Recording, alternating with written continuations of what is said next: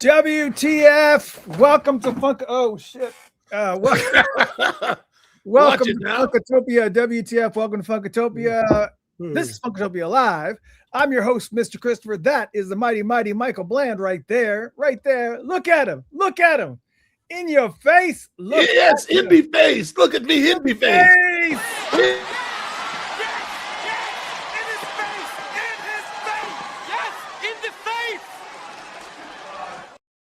Yes, in the face. In the face. For those who are just joining us, who have never watched the show before, I know that this particular topic is really kind of gets people going and gets people a little bit anxious. And we're going to be talking tonight about Prince and AI. You guys have seen it. It's all over the place. It is Prince in various places with various people. It's craziness. It's insanity, and it's taking over Facebook. And we're going to talk about it tonight. We're going to show some examples. We're going to walk through it. And we're going to also talk about how you can fight it. And on top of that, we'll be joined tonight by Prince's official photographer that took real photos, Mr. Steve Parke. Steve Parke's going to be joining us, and we're also going to be looking through his brand new book called Prince, Black, White, and Color, or just Black, White, Color.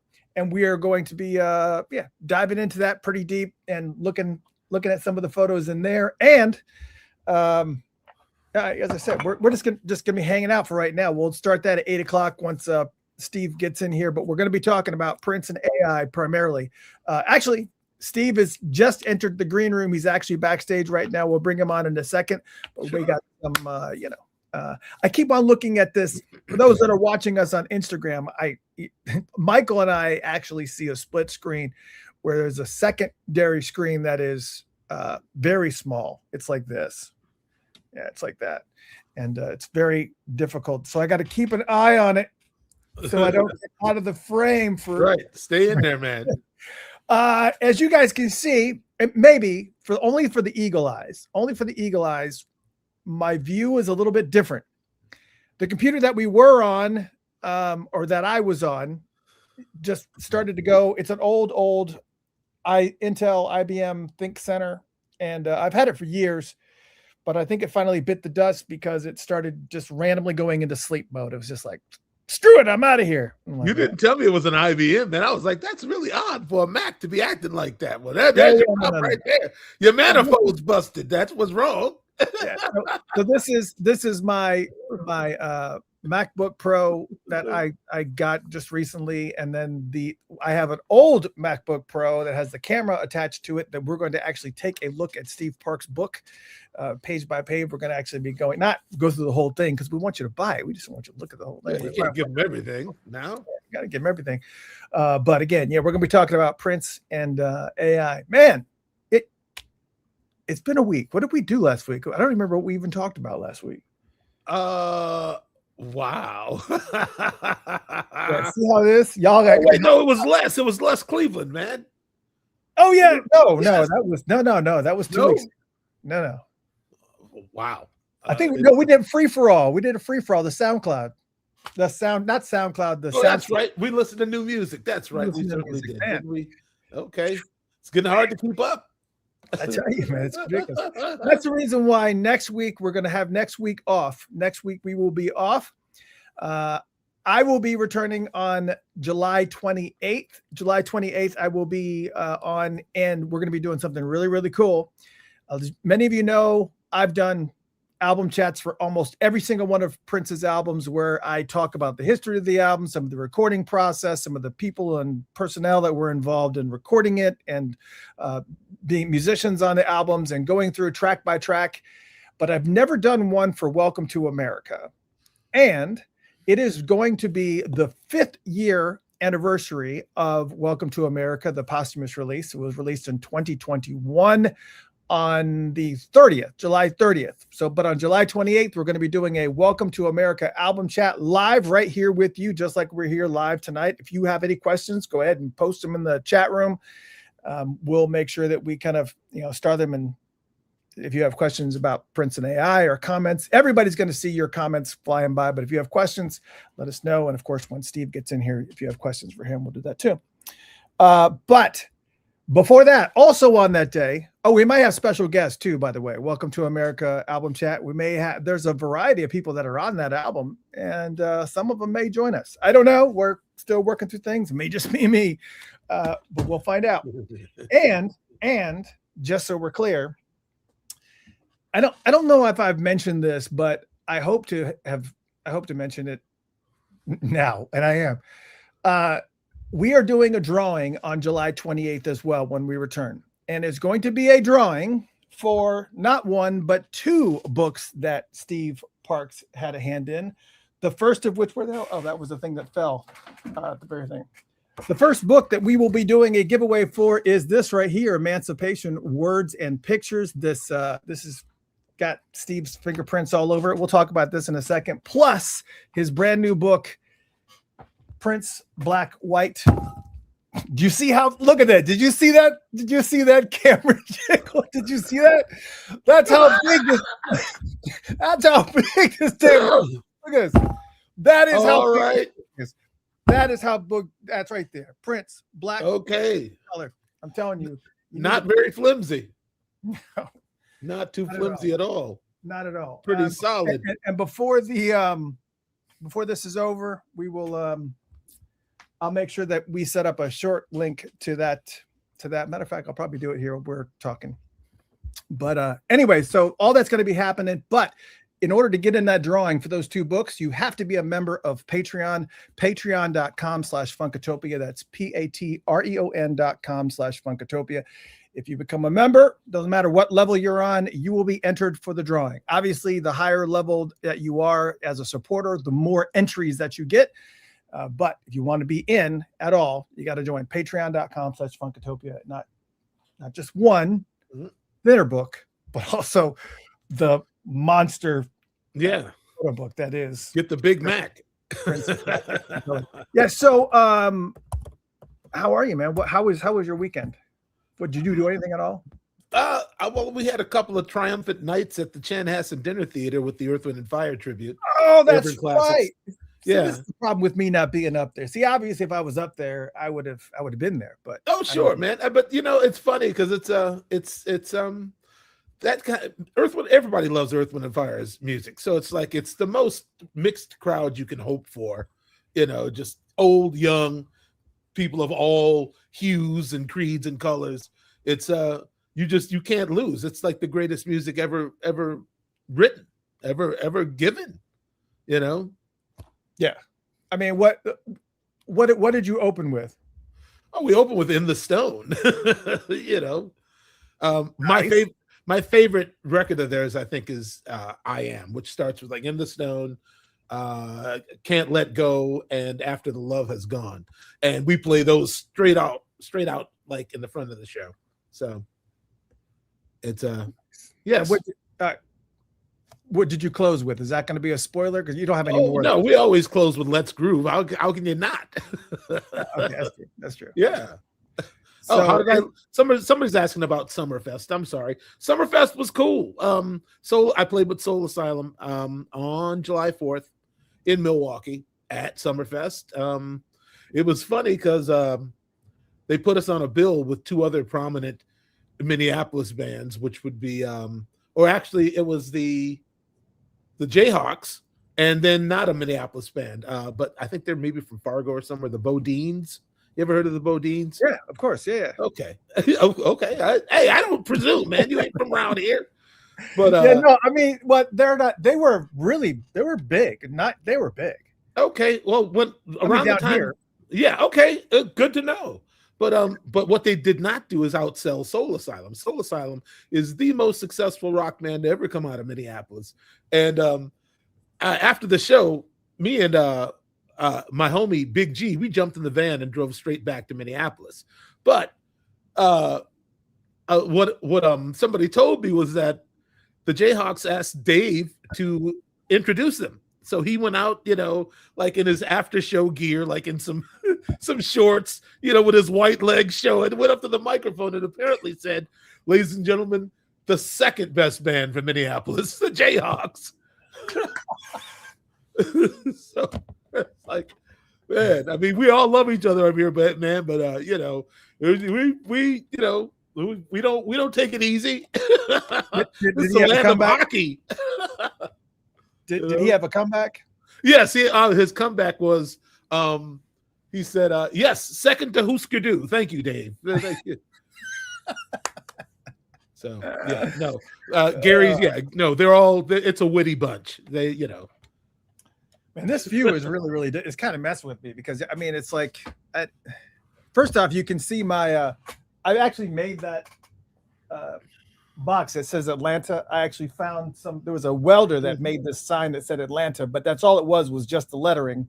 And I made the wooden box and I took a fluorescent light. It actually lights up. Took a fluorescent light and put it behind it with the white cheating. I was like, it was just an art project that I did. But yeah, there's a lot of things in this office. I mean, literally no joke. One time for the Patreon supporters, I'm going to have to do a broadcast where I walk around and I show people this insanity that is my office. But my wife will kill me unless I make sure this place is clean before I start running a camera around here. All right. Well, no, I think that'd be actually, we should do a deep dive into your office there. You know, craziness. I mean, even just kind of going through the albums. I mean, that's an episode right there, going through the albums, going through the CDs and the books that I have over here. I mean, all that stuff. I mean, there's so many books over here. I mean, a lot of them Steve Parke's books. Well, yeah, they're all by your friends. That's the crazy thing. It's you know, it's Steve, it's Dwayne, it's all the cats. You know. Yeah, man. It's good stuff. Good stuff. Well, you know what? It's about to be the 8 o'clock hour, I think. What are we looking at? We're looking at you've been listening to the pre-show, by the way, for those of you just stepping in. This is the pre-show for Funkatopia Live, and we're going to go ahead and go and get into it. Matter of fact, those who I said it earlier, but I just set up a link at funkatopia.com/Steve. That's funkatopia.com/Steve. That will take you directly to the Amazon page where you can buy his brand new book. So that makes it really, really easy. You don't type a bunch of anything. Just funkatopia.com/Steve. It will take you right there. And that's it. All right. You ready, Michael? Yeah. Ready to get into this? Ready to get into this insanity? Is it going to get that deep? Yeah, it's going to get that deep. All right. I can take it. So tonight on Funkatopia Live, again, I'm Mr. Christopher. That is the mighty, mighty Michael Bland. Yes, the NPG legend, Soul Asylum legend, Michael Bland. Yes, that's him sitting right there here every single Tuesday, by the way. He won't be in a couple Tuesdays, but mostly every Tuesday he's here. So mostly every Tuesday, yes. Mostly every Tuesday. Yeah, I mean, yeah, we've been doing it for a while. I mean, we've been doing this a long time. So if you're new to the show, welcome. Hope you guys are enjoying yourself. Please make sure that at whatever you do, that you click like, subscribe, whatever it is that you're watching on here. Please do that. I'm going to put that little thingamajigger up. But yeah. Like, subscribe, follow, whatever it is that you're doing, whatever platform that you're on, please make sure that you do that.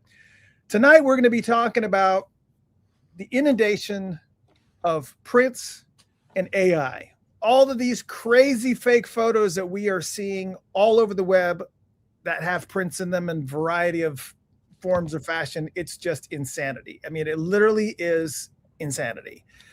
And it's getting way carried away. And we're going to talk about some of the ways that we can fight it, some of the things that you should not do, and some of the frustrations. And when I posted a little bit about it a few days ago, well, man, but I don't know how long it was, about 4 or 5 days ago, that post went crazy because everybody feels pretty much the same, including our special guest, Steve Parke, who is in the green room / backstage right now. I'm going to go ahead and bring him in, but he's got a brand new book called Prince, Black, White, Color. And we're going to dig into this topic of Prince and AI and also take a peek at his brand new book. Ladies and gentlemen, give it up for the one, the only Mr. Steve Parke right here. Yes, sir. Yes, yeah, definitely. There he is. There he is. Where am I? Yeah, you're right there. I don't see me. We're balancing on your shoulders. I'm not sure okay.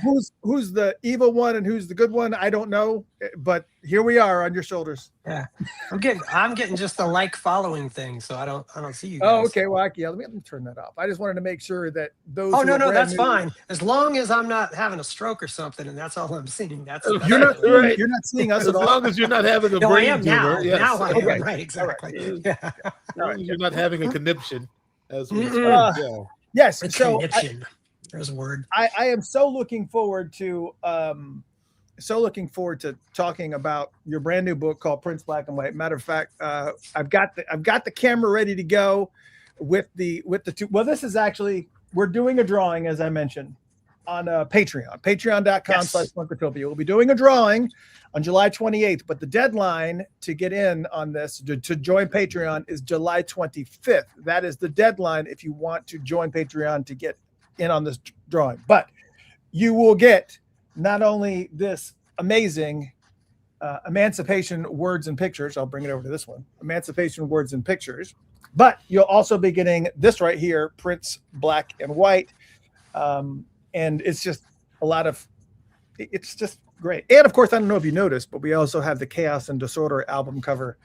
I saw that. That's awesome. By the way, when you ship the one you're holding right now, make sure you put it between two sheets of cardboard so it doesn't fall apart in shipping, because those things were very very quickly put together. Yeah. And some people were like, "Hey, this fell apart on me," and I'm like, "I'm sorry, I didn't do the binding. I swear." Yeah. What is interesting is that they didn't. I don't know what they were doing, but it was a very flimsy box that I got it in. Amazon shipped it, and they didn't have anything anywhere. But yeah, we'll make sure. No, not that one. I mean, yes, that would be Amazon. I'm saying that one. Yeah. It's glued at the edge, and because of course everything we did had to be as quick as possible, and so people were getting them, and the binding in between the sheets would be coming out when people got them. So I'm just telling you to make sure you put some cardboard around it real good before you ship it. I did have a video that I saw that you posted, and if it's okay, I want to play it because it's about 1 minute and 40 seconds where you talk a little bit about chaos and disorder, and I thought some of this was really interesting. I want to talk about. I do want to. Let's watch this together because I think it's interesting, some of the intricate detail that you go into on some of the stuff. Check this out. I know I'm a day late, but I thought you'd all like to hear some interesting facts about this packaging for Chaos and Disorder. The first part is that all these Polaroids were in fact Polaroids that I took around Paisley Park. We've got the pre-vault and the vault. We've got this toilet at Paisley Park. No heart was there originally. I believe that's a tape editing machine. The Chaos and Disorder matchbook was actually a matchbook that I scanned on a scanner, flatbed scanner, and then added Chaos and Disorder. This was a stock photo, but I put money in it because money and blood, money. See how that goes? And here is Prince's Bible that I scanned on a flatbed scanner. Yep, that's how we did things. And then we get to these parts. This was some flowers that I shot outside that I'd lit on fire, and I absolutely shot that with a Polaroid. And this flatbed scanner again. And then we get to the cover, which is all flatbed scanner, except for, well, the background. It's a Polaroid. This is a Maite's boot. I set it right on top of it, and that's how I've got that. And then I broke this record into a lot of pieces, scanned it, but then I scanned this part separately because I didn't want to break a 1999 record. But if you look right here, if you have the 12-inch, look on your cover. That tier right there has the Warner Brothers logo in it. And yes, I made sure Prince saw it before I sent it off. He laughed and didn't ask me to remove it. So now you know some things about this album that you might not have known before. That's pretty cool. That's very, very cool. I mean, it's very, very different to kind of see a lot of that, just a lot of that. It's just great. I mean, what can you tell me about this book, this one here, and I can't, for whatever reason, now all of a sudden I can't show you the book, the book, The Emancipation Words and Pictures. Can you tell me a little bit? That book? Yeah. It was just one of those things he wanted to do. Actually, that's got some of my first photos I took in it. Some of the shots of the band and stuff like that. That if you see them, they're more like actually that picture of Rhonda, and that was in Prince's car with his top down, and we were driving on that road next to Paisley, and I'm standing in the car with my feet wedged to either side, shooting down on them while they're driving, which was not at all safe. If you've ever been in the car with Prince, that is not at all safe. No. But I did it. You've been in a car with Prince, Michael? Yeah, I squeezed him in that Beamer a couple of times. He had me get in there to listen to something. Hey, check this out. I got in the car. Like, all right, get out. Yeah. So that was some of my first photos. But I didn't have any of those, any other place. They were just used for that. And then a lot of times when we finished with a project, we would delete pretty much all the files because he looked at it like that's now been done. We'll never need them again. And we had all of our hard drives were tiny. There was just no room for things. And it was a while before we really got a lot of anything we could offload onto, like SideQuest drives and things like that. So it's one of the things, by the way, one of the reasons I like telling the stories about this stuff, and like Chaos and Disorder, it occurred to me, like, people probably have no idea how that was created. And when I've been talking about the photos and the challenges of the new technology that was not 100%, but also we didn't use it properly, people are shocked. They're like, what do you mean Photoshop didn't have layers? And it's like, that's what I'm telling you. They did not have layers at one point, and the same thing was true with that. It's like, we didn't have a lot of resources.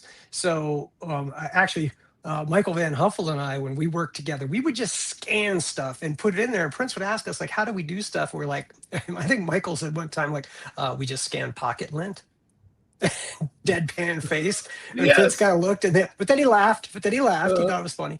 But it really was. We were just making stuff out of nothing. And so, like I said, running around with a Polaroid camera and then scanning the Polaroids and then photoshopping stuff into them. Or we had limited amounts of stock photography, like that. Needle happened to be stock photography, and he wanted something that was like a little disturbing. So, that's why I went for some of the things I went for. Like, it wasn't, I have to say that in some ways there were not total grand plans for that. It was all about the overall effect. And when I would find something, I'd be like, that's kind of cool. Okay, what could that be about? Like, literally Blood Money came into my head. I'm like, aha, that's funny. So I'm going to put the, money in there and stuff.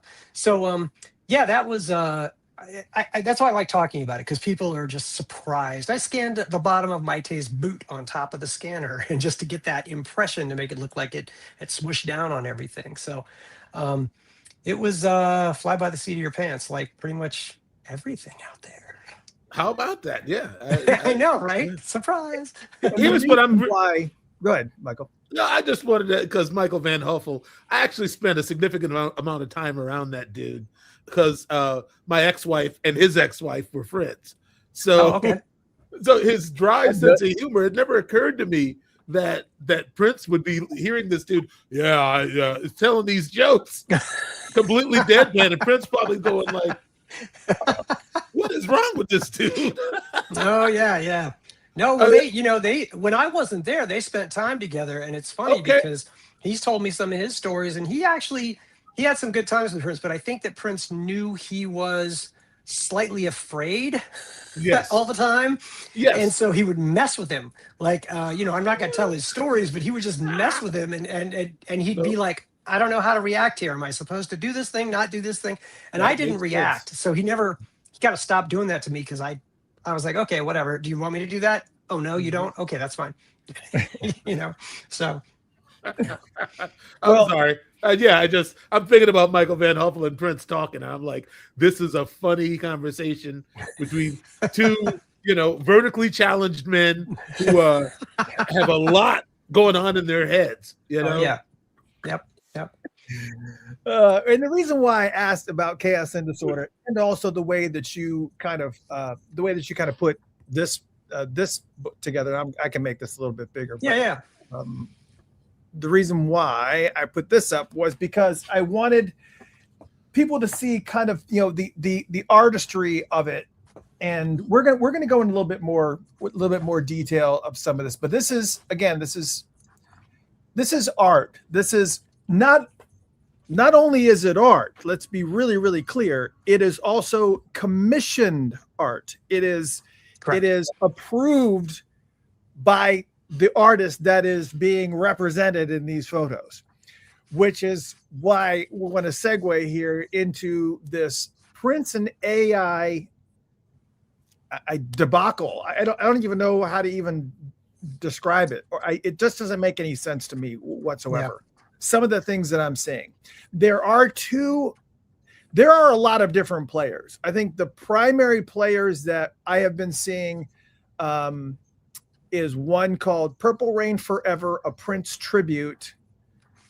And there is, I forgot to write down the name of the other one. I think one of the photos actually has the name of some of the screen captures that I've done. But the problem that ends up happening is twofold. First off, let's just take a look at let's take a look at some. Oh, Michael dropped off. Oh, I lost the audio. Wait, there he is. Michael, you there? Okay. Yes. Okay. You can't hear anything, Steve? Are you good? No, I can hear you now. Okay. Okay. Yep.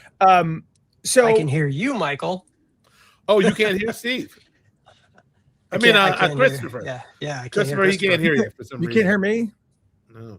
Can you hear me, Michael? Are you hearing him? I I'm can. not hearing He you. can't. Huh. Oh, okay. It's weird. Huh. I can hear you just fine. Let me remove you and then put you back in, Steve. Yeah, bring him back. See, Yeah. This is one of the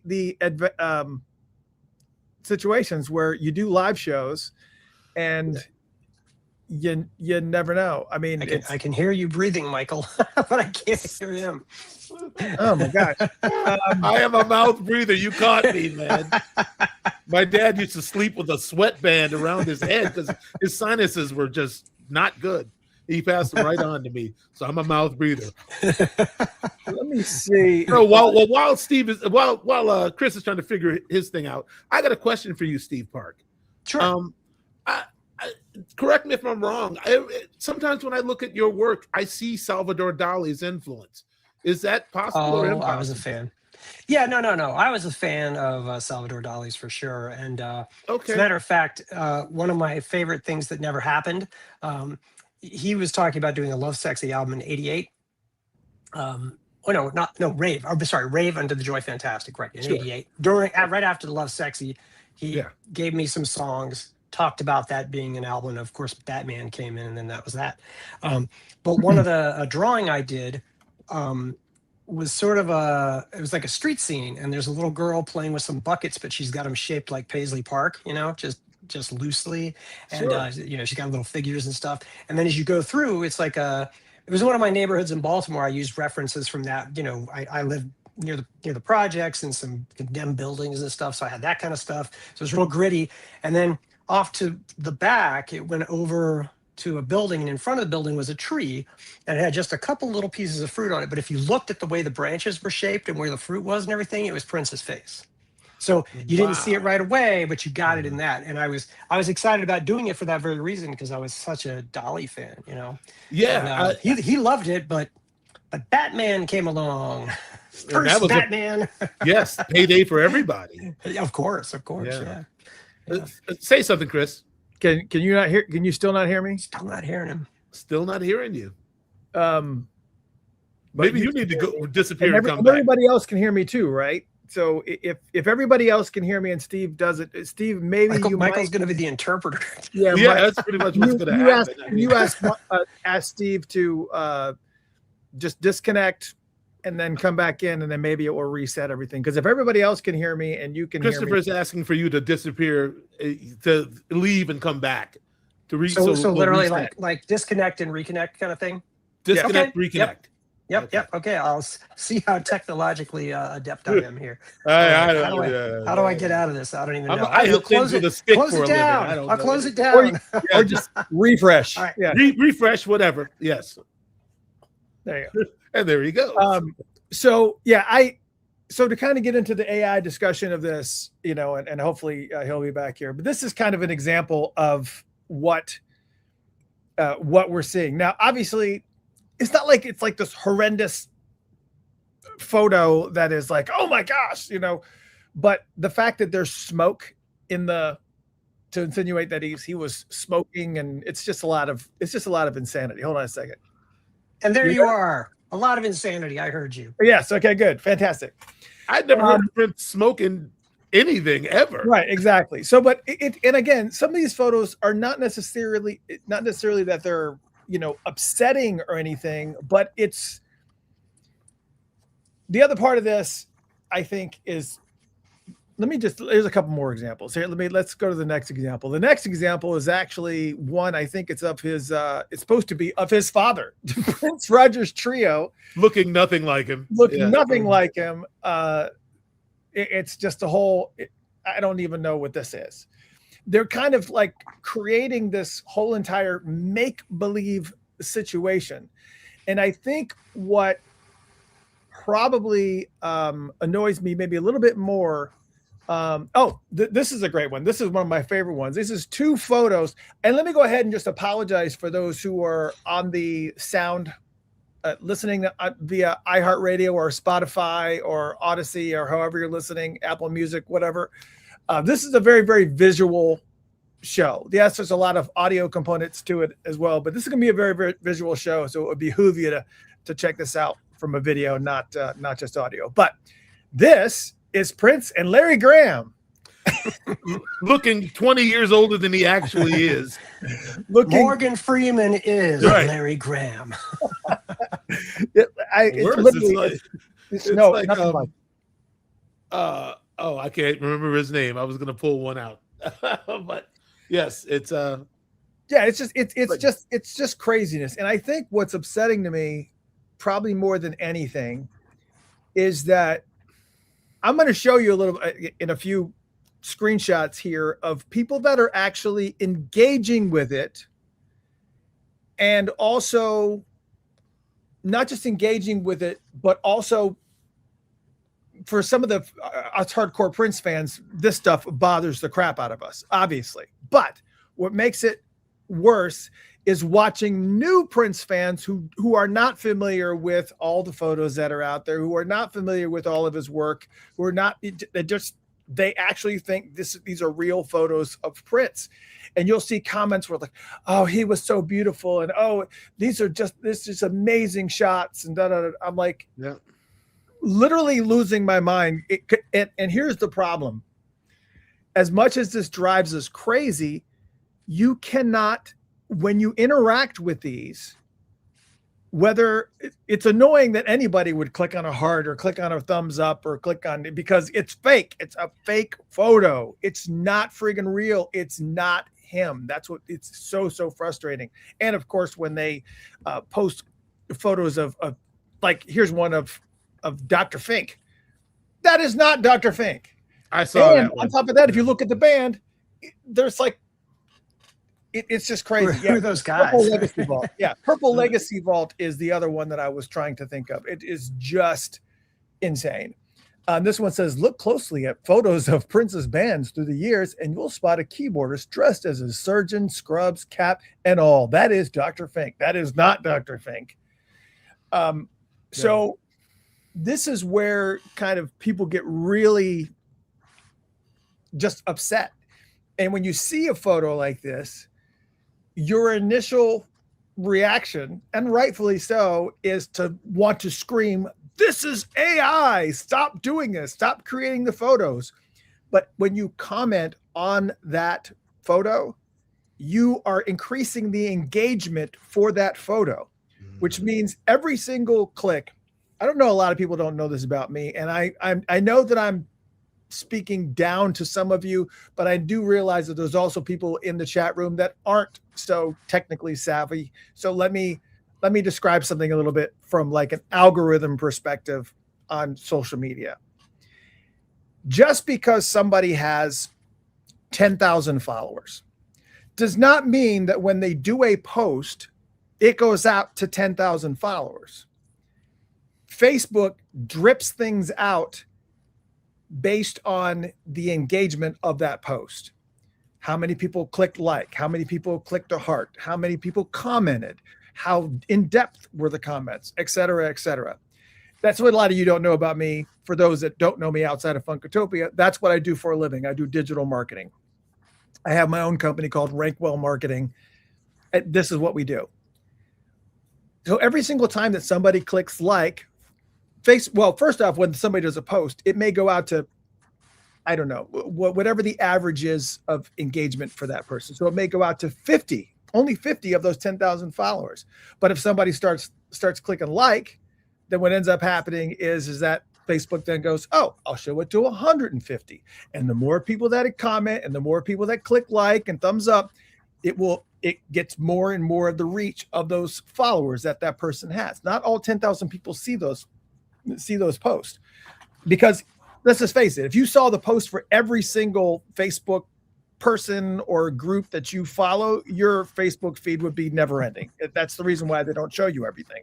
They need room for commercials too, by the way. That's right. So this is a reason why when we see these insane AI photos on there, your gut reaction is to go click, click, click, or to be screaming in the chat room. But the reality of it is that you shouldn't do anything. Don't do anything. Don't inform the person that just made this comment and tell them this is not real, it's AI. That's engagement. Don't click a frowny face to indicate that you're unhappy with it. That's engagement.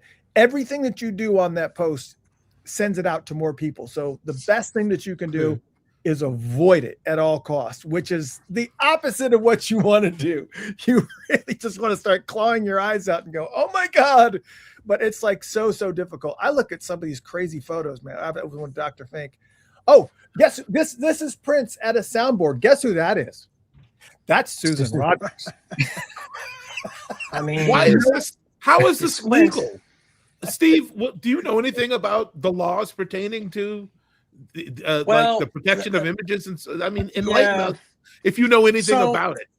I can tell you what I do know, which is this. So if technically speaking, if somebody uses your image in a way to make profit, and it imposes on your rights, your copyright, you could do things about it. Now, chasing people down can be difficult. So that's part of it. But the problem with AI, from my perspective, is that to me, I break it down to this. I break it down to being a very simple case of people using a computer to sample other art that's already been created to create something else. And they're not creating it. And I will have that argument until, well, okay, let me actually have a caveat here. I do have friends who use AI who create art, and they really do create unique individual pieces. You would have no idea. They hand finish them. I have a hard time with AI in general, but then I look at that and go, but I can't poo-poo that, because they actually did put a lot into it, and they're not directly stealing from any one person. They're not, they are creating something unique, and they are finishing it themselves. And there's a lot of things. So it's tough. There are some exceptions to the rule, but for the most part, what I see, especially in these cases, there's a guy out there that just rips off my photos directly, puts some angel wings on prints, and calls it his work. Look what I created. It's like, you did not create that. You prompted a computer program to create that for you based on other people's work. And so one day, I mean, like, so I will use, let me say, I will use generative AI, like, to extend, like, I've got an image, it needs to fit in a magazine. I need some border space either direction because it's going to be trimmed. I will use generative AI to continue to push my image out a little bit for stuff like that. But that's all internal, because it's using what's there to sample, number one. Number two, Apple, to the best of my knowledge, because it's what they say they do, they have a whole bank of images they own. So they have paid for this. I don't know in what way they've paid for it, but they have paid for it. And they are using that. So they're not just freewheeling it out there and stealing from anybody that they want to, or having computers that have scraped your artwork without your knowledge. And that's the thing. It's no one's coming to you and saying, we'd like to be able to scrape your images, that type of thing. So Mhm. it's there's really no rules governing things, and I just hope that one day, much like sampling, where people sampled all day long until some lawsuits came, but it was much easier to pick those things out. It's very difficult, even though you'll see like bits and pieces of maybe somebody's signature on a piece of work and stuff, so it's coming from somewhere. I don't know how you track it back. I'm sure they leave digital fingerprints, but the people that are doing it, they're enabling it, certainly aren't going to let you see those those records. so it's tough. It's really tough. Yeah. But real quick, back to what you said about young people seeing this stuff. When I was promoting the book, people would see some of my images and go, "Oh, that's not really Prince. That's AI." My work. Because they don't know. And what I find is that a lot of people who are, I don't want to call them casual fans because I'm sure they don't think like that. But when I see someone who goes, who is that? And someone that like, quote unquote hardcore fans would go, I know exactly who that is. And they, kind of school them on it. But it's like they act like they kind of know everything, but in fact, they have a very light understanding of things. So they accept this stuff a lot more readily because it feeds them like stories. They're illustrating a story, and the stories are sometimes correct. They're not always correct, but sometimes they're correct. So they're using that to get someone to look at it. Oh, look, it's Prince. Oh, it's a story about Prince and not Sheila E. Yeah. That's Sheila E, by the way, in that photo. Yeah. And that's Prince leaning on the timbales that they brought into the control room to record because, of course, that's what you do. No microphones, nowhere. It's like a young Gloria Estefan is what that looks like. Yeah, it's kind of like what's the name from the Jets? Vanity Escovedo. Vanity Escovedo. Okay. Just like to what you were saying, though, Steve. I mean, with sampling, with music sampling, sometimes some of these samples are so innocuous that I don't think there would be any way in the world for an artist to be able to correctly identify. Like I've seen, you see some of these songs like from Tribe Called Quest or even some of the ones that are more recent where they literally take one beat, like one drum sound from a song and then twist it and art, but they still have to give credit where they got that drum beat from if they did not create it themselves. Mm-hmm. That's the reason why I feel like even in this case with AI, it is borrowing from you. It's borrowing from Randy St. Nicholas. It's borrowing from Alan Bolio. I've seen Afshin a lot. Everything. Yeah. Jeff Katz, Alan Bolio. Yeah. It's borrowing all these pieces from what it sees. And then it's just making these bastardized versions of things that aren't even. That's the reason why, like, even if it uses a pixel, that's Des Dickerson, by the way, that white guy with the head scarf. Oh wow. So it's what does the text say? It says, before Wendy and Lisa, before the revolution, as most fans picture it, there was Des Dickerson. Wow, man. Yeah, no, that's not. Also not correct information on top of everything else. Right. Sure. Exactly. But people follow it. And I don't know how you get people to understand that you're playing into people basically monetizing Prince with disinformation, with fake photos and stuff like that. They're not they're not bringing anything real to the table. And yet people eat it up because they want this stuff. And so, I know they do it with Michael Jackson too. They do it with like all kinds of, people who've passed, and it's the same thing. And I don't quite understand it, because if you're going to look at something, if you're going to look at someone you like and you enjoyed, you'd want to see the original person. And same for the music, because there's all the AI music too on top of that people go and listen to, Suno and everything's I think it's I don't know. And some of them are just plain horrible. I mean, like, of course. Some of them are just plain horrible. I mean, they're just, it's so obvious. Like the one on the right with the Paisley stuff, and it doesn't even, some of them are just so bad, you can obviously look at them and go, that's It's AI. Prince Shankar. Right. He's getting ready to play it. Exactly. But it's like I don't know. I when it's not easily identifiable as AI like that, some of them they go to really great depths to make. I mean, that left one's got that's pretty close. That's real close, actually. I'd say on the left, the background's the only thing that would throw me off, really. Right. And knowing that there probably wasn't that shot from around that time. That's the other part of it. Right. Well, and you also look at the hand. I mean, look at the way the hand is structured in both of these photos side by side. It's like somewhere in the AI's, I guess, approach, like sometimes he holds his hand like this. you know, it's just, and it just kind of gets, I don't know. Yes, some of that does look like a high def photo. And then, of course, then people start commenting. They're like, oh, he was so beautiful. And oh, I miss him so much. And oh, of course, we all do. And yes, he was a beautiful man. But however, please don't comment on these particular photos because this stuff is a real travesty. And I know that it actually, I mean, I feel like more than anything is that it's really tarnishing to Prince's legacy. Just because they put him in situations and they put him with people he's never stood next to. They, have him in situations that he would never be in a smoky studio. They put him in situations where it just tarnishes who he was and some of the things that he did and the places that he went. It's just, I don't know. Some people will look at it and go, what's the harm? It's just, we love Prince and it's cool to see him in these new settings with these new positions and to kind of see him with blah, blah, blah, blah, blah, blah. And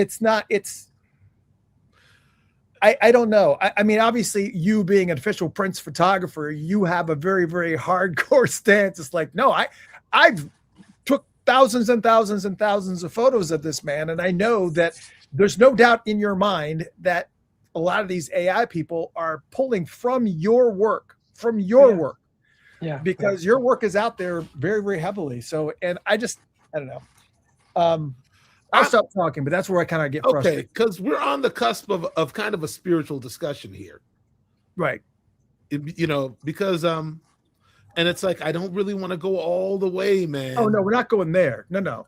But you know what but I mean, I remember one time Prince, somebody started talking to Prince about like 3D, like holograms. That's the reason why he didn't want that. And I remember he went from like, wouldn't that be cool to see Sly and the Family Stone like now, like a hologram of Sly and the Family Stone playing, to like, this is satanic.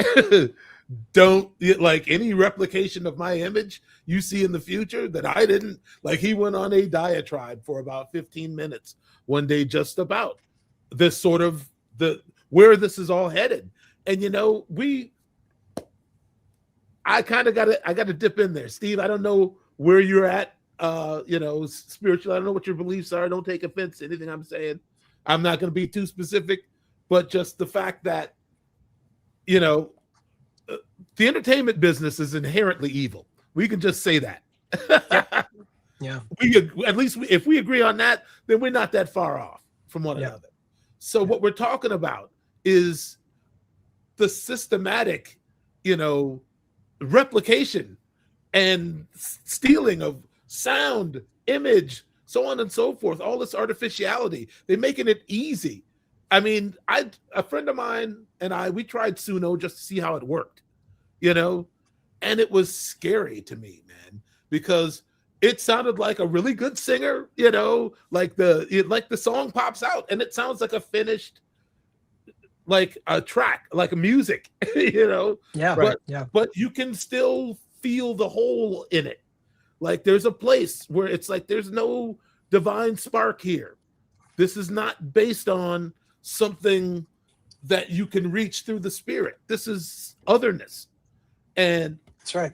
I'd say it for music as much as I'd say it for this.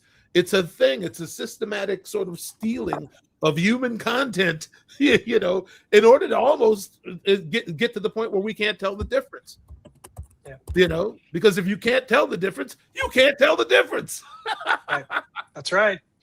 Well, then the thing about AI that I think a lot of people miss is that because they're thinking it thinks and it does not think. It's so if you go search things on Google something and it now uses AI to find it, they did a thing where, and I don't remember what it was, but it was something like silly, like hot dogs. A bunch of people went in and talked about the best hot dog and where you could find the best hot dog. And they made like a silly answer that had, there was no actual place you could go. It was something else, like something weird. And over time, the AI, if you went and searched the best hot dog, would now bring back that information that had nothing to do with hot dogs whatsoever, because it's only scanning and then compiling what it gets. And the same thing is true of music. It is the same thing that is true of art. It is scanning for stuff. It is compiling them to match whatever you're looking for. And that's all it's doing. So it doesn't have people are like, well, artists look at other artists, like, you were talking about Dolly. Yes, of course. But am I, and could I make a decision to copy a Dolly painting to practice it, to see how that works or whatever? Sure. But if I'm making my own thing, there might be an influence, but I'm not literally taking pieces of his art. I mean, I suppose if I was collaging, I could, but mostly you don't do that. There's, even with musicians, I mean, you grow up listening to people and you're like, I love this about this music. I would like to try to do something similar, but also different at the same time. So I think it's important because, as you say, I want to make sure I say this right. Yes, is that you understand my struggle? Yeah. So yes. For people who aren't engaged in creating, especially in a business sense, like in other words, this is your livelihood. It's something you have to do, but you are trying to also make sure you can survive doing it so you can continue to do it as opposed to doing it as a hobby, which there's nothing wrong with. A lot of times I will talk to people who don't do this and they have a sense of, as a matter of fact, better way to put it, Victor Wooten once told me, he said, it's funny. One of the problems with being a musician is people hear this. I play for a living. And they hear you play for a living. You don't work for a living, you play for a living. But You're working, but you're also enjoying it. And so I think that people, when they have work that they need to do, which is great. Like if you're responsible and you have a job, and even if it kind of sucks for you, you're doing it because you need to. I mean, that's totally legitimate. I'm not trying to take anything away from that. But it also is the case that if you followed your passion, it would be very hard for you to deal with someone stealing what you're doing, that you're working really hard for, that you don't get a guaranteed paycheck. You could go for a long time with no money coming in, and then just to have people casually rip it off sucks. And I don't think people, well, I was going to say in general, people don't experience that in the regular job market, but that's changing too, because it's not just AI, it's robotics. It's things taking over the jobs that people could do to make money that may not be the job you want, but it's a job you can have for now to then potentially move up. Those jobs are going to disappear, and then people will feel the same crunch. But also, it's not like taking something away from them they love. It's something that they had to do probably out of necessity. So it's a very complicated thing, and it's hard to communicate that to people without feeling like you're talking down to them. And that's certainly not what I try to do. It's limiting the range of the human spirit. Yes. That's really what it is. It's about the absence of light. And I'm only going to go that far with it. But I will say, don't quote me on Prince saying it was satanic. I'm just kind of replaying some memory in my head. He did not. I do remember somebody use the word satanic, but he said something similar to that. He did not think. He thought that it was inherently, there is something dangerous there. Yeah, and I don't know that. Obviously, I think when you do something like that, where you're recreating something like a full live show, I thought that the estate did it really, really well when they did Prince live on the big screen. I thought that was a really, really great approach, where you're actually showing a video of Prince performing and you have the live band of the players that were actually on the album or some close facsimile thereof playing live along with a click track so that, you know, you can look up and you can see Prince and you can hear the music live. That's something totally different than recreating an entire experience with something that literally does not exist. Well, but listen, we did something like that. I mean, before they did Prince on the big screen or whatever it was, yeah, we did a similar thing at the Excel Center when we did the tribute to Prince, and we had his vocal and his guitar track playing Purple Rain. But it was him. But it was him, and it was his voice, and it was his guitar, and the rest of it, we were listening to a click, and that was spooky enough for me, man. That was spooky enough for me to tell Kurt when he asked me about doing the big screen show, nah, man, it messes with my head. I can't. Somebody else might have the capacity. I'm not implying that I was any closer to him than anybody else, but for me, that creeped me out.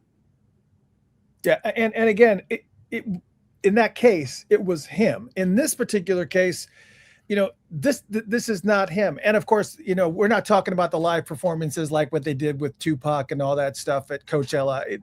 None of that stuff, which was crazy enough, which blew people's mind because nobody even knew that technology even existed until Coachella.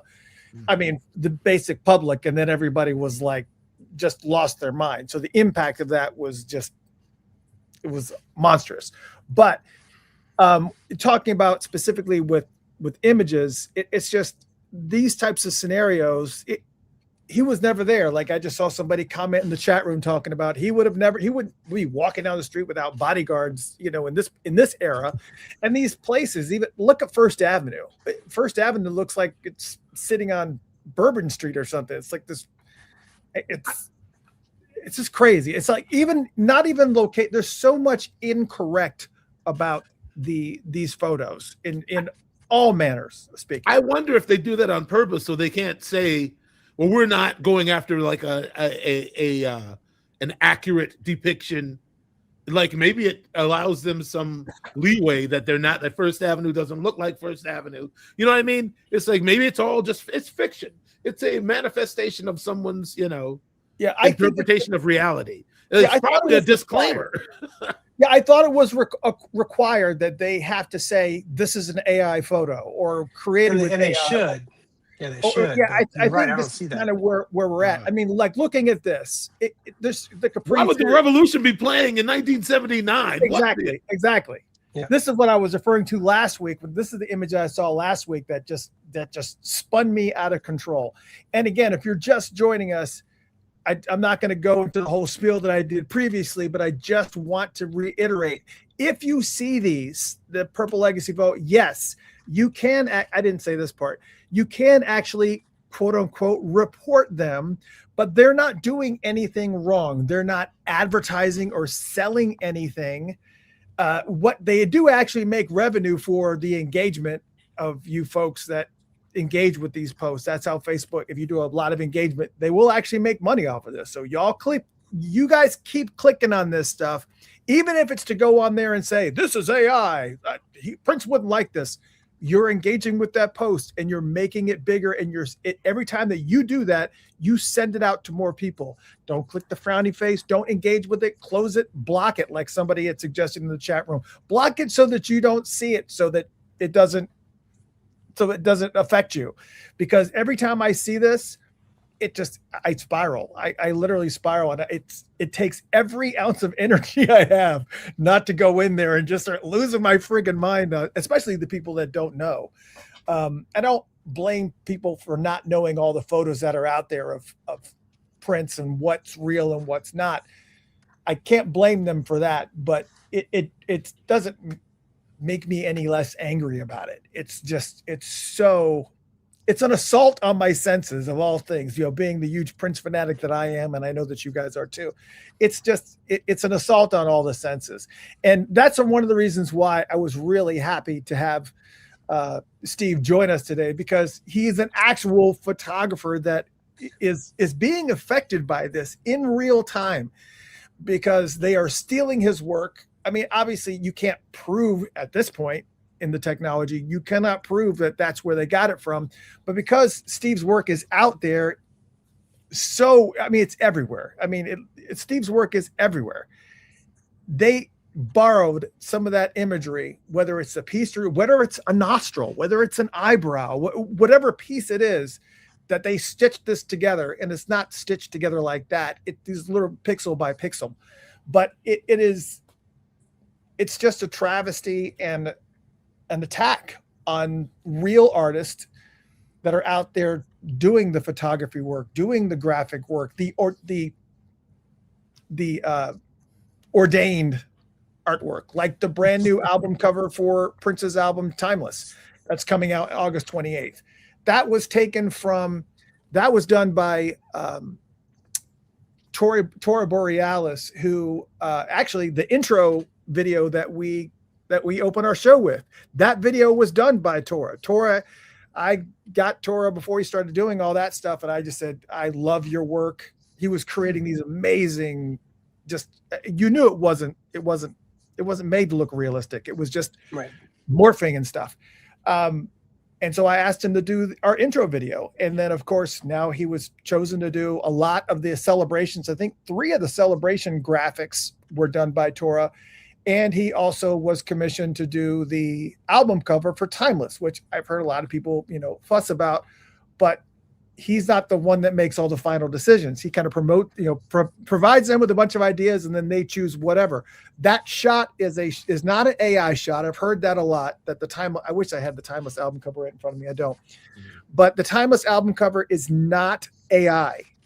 It is the actual photo from Hops Farms, where it's the same exact thing from Hop Farms, and he took it, obviously made it into a silhouette, and then kind of changed the background, but Prince's figure itself is not AI.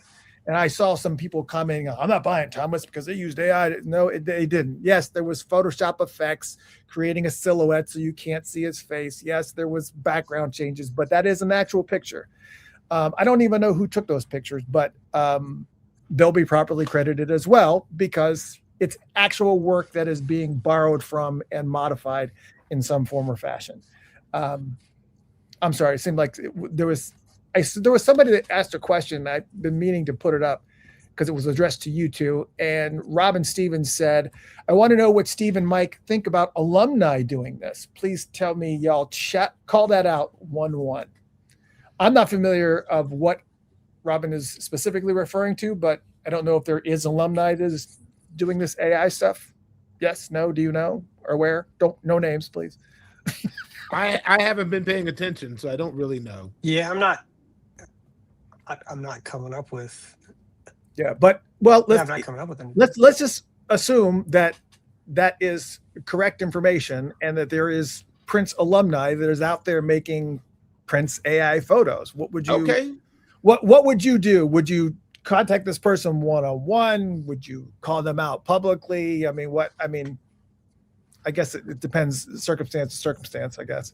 But I guess, a lot of it depends, because like you said, the video style you're talking about, I've looked at, and I do really enjoy it, but I can't imagine that there's not some AI involved in that.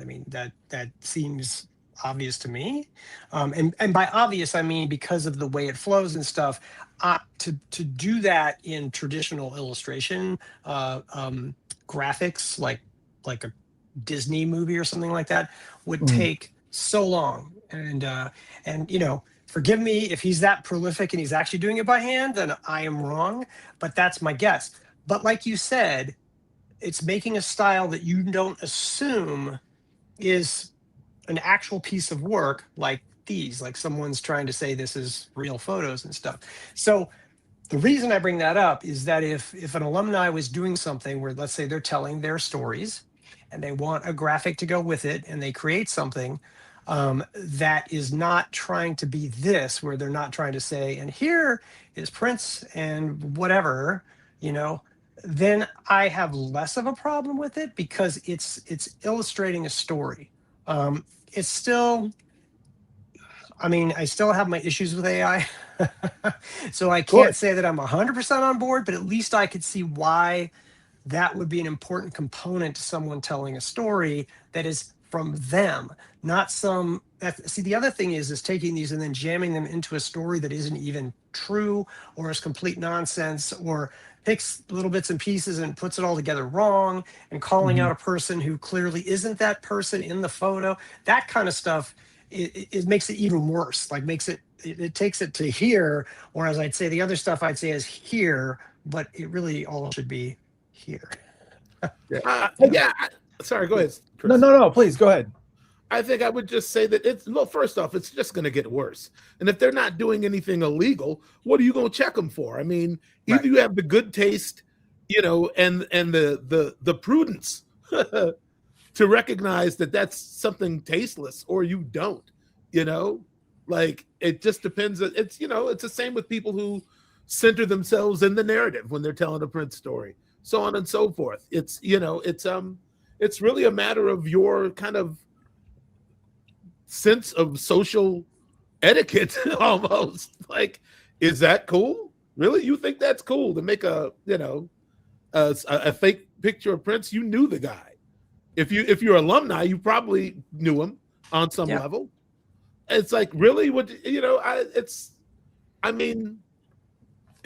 he not interesting enough as a live person? You know what I mean? Right. Yeah, absolutely. Right. Yeah.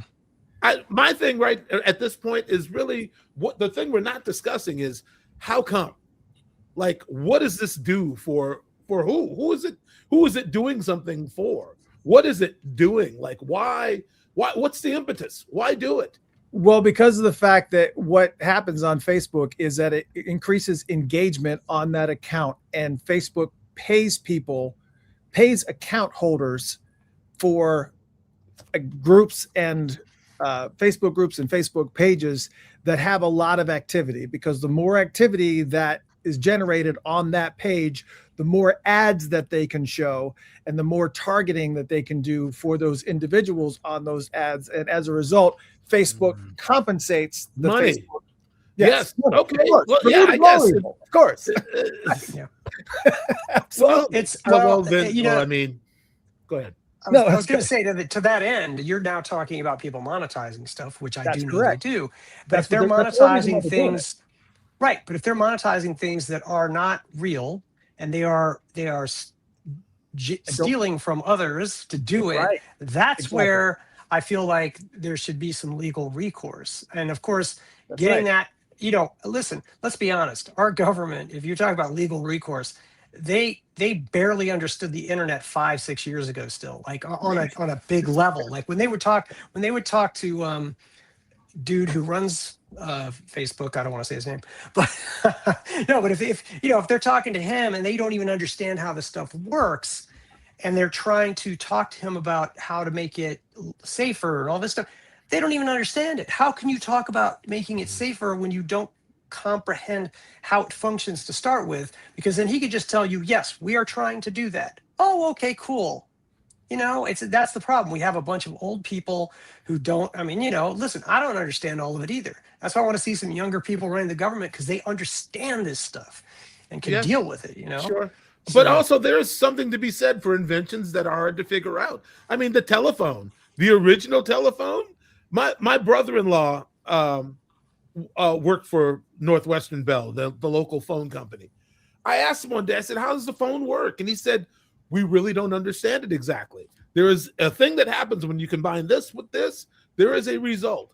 And it is, obviously it's something scientific, but they don't really understand why the phone works. They didn't understand. I mean, we're in a different, complete situation now, but this is probably like the late 80s. I remember asking him, like, well, how does the phone really work? And he's like, they don't really know.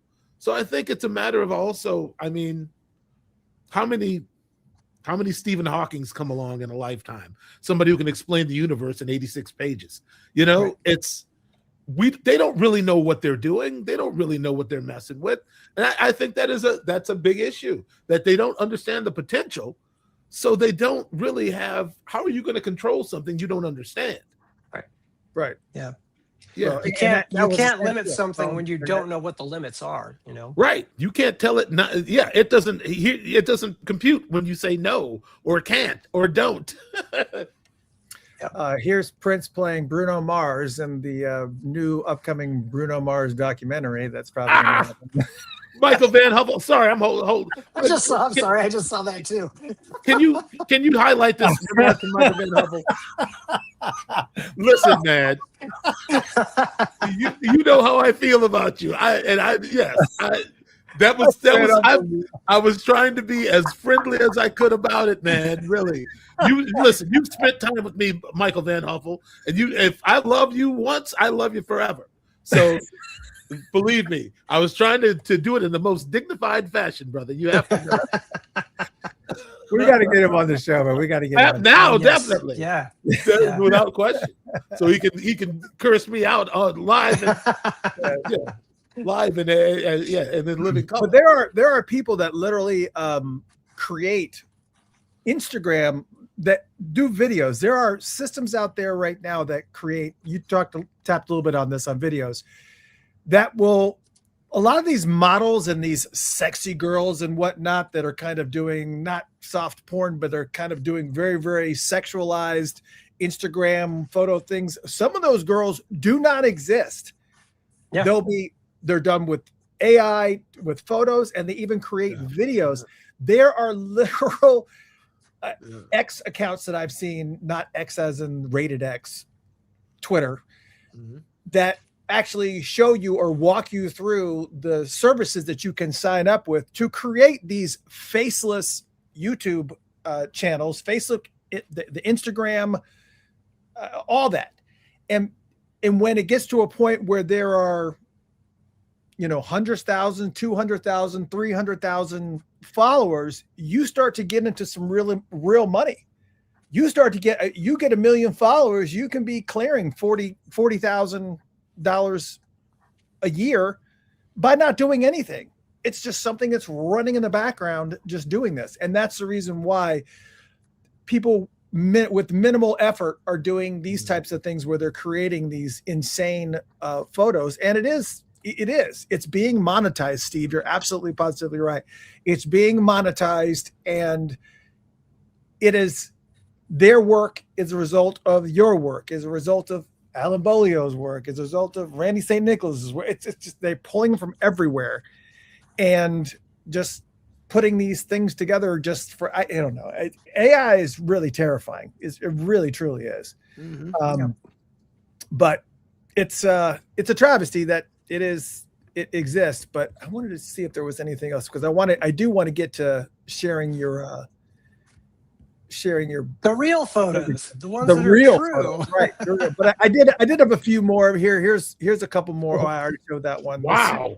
Oh, I almost spit my tea out. I think there was that was the right. Holy cow. Yeah, that's really a stretch. I already showed. Yeah. That's a big stretch. Yeah, I mean, and obviously, like the one on the left looks like, Yellow Submarine outtake or something. I don't know what's happening there. And then I think they actually did a header on this, on the one that's on the right that is supposed to be him opening up for the Rolling Stones with that guitar. See, that's what I'm talking about. No. That guitar was not there. Stop it. Just stop it. If it was, he wouldn't have gotten booed off stage. Right. Maybe. And so this is kind of, look at that guitar. He's cool. Yeah. So these I only have 2 more screens left of this because I didn't want to do too much of it, but this kind of goes to my point a little bit. This is a photo of Prince with that guitar, same one he had in 1979 or 1980 when he opened up for Rolling Stones. Yeah. Okay. And these are the types of comments I'm seeing like this. I'm sorry that I did not blur out these names. Doesn't matter. You said it. It's out there. Internet's forever, hon. Florence. The government's all over Facebook. Right? You're beautiful. All I got to say is RIP Prince. We love you. All I have to say is rest in peace. Like these people are just engaging, and it's got 110 thumbs up, 9 comments, 8 shares. And this is on the low side. I've seen some of these with hundreds of thumbs up and shares and likes and dozens and dozens and dozens of comments. And they're just horrible, horrible photos that have all of these engagement. Now, obviously, I picked a couple here that's not like a lot, but it's still some. And they are still getting credit for that. And every single time. So we're going to close this out because what I want to say is this. It exists. It's really kind of, I would say that 80 to 90% of Prince fans are obviously very, very upset about it. And they don't like it because they just don't like it. And then there's the other part of which is a very, very substantial amount of people who do not know about all those things, do not know all the photos that are out there of Prince and what's real and what's not. So just in closing, please do not engage. Block it. If you see it, block it so that you don't see it on your feed. So you're not tempted to do anything. Don't click on it.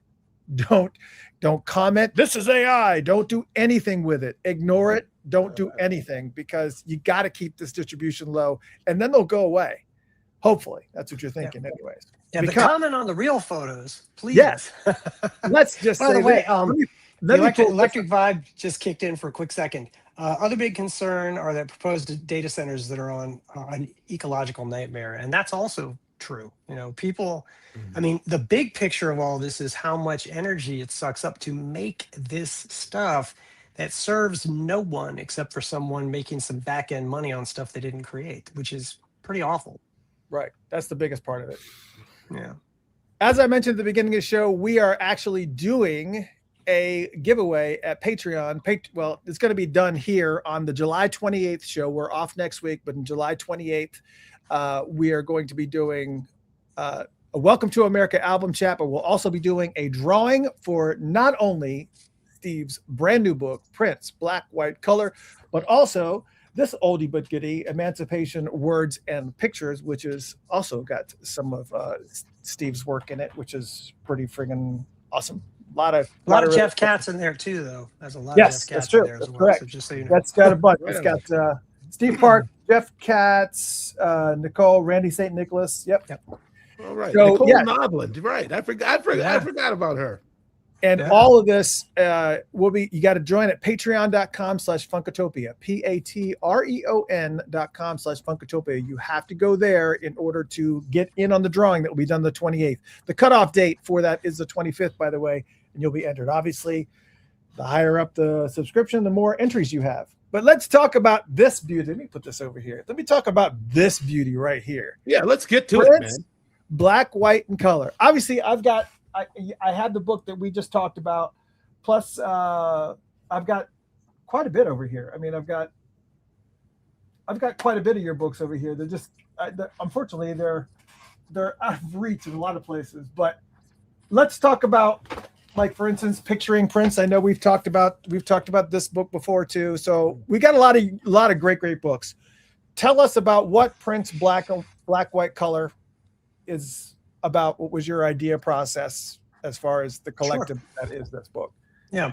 And thank you for getting it right. Black, White, Color, not Black, White, and Color, because I had to fight them on that a little bit because I like the idea of it sounding like something that Prince would put together and say. He wouldn't say Black, White, and Color. He'd say, oh, let's just make it Black, White, Color.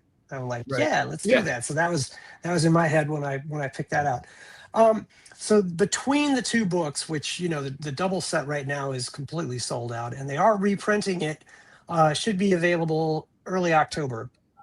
But you want to go to, if I do a plug for the book company, is that okay?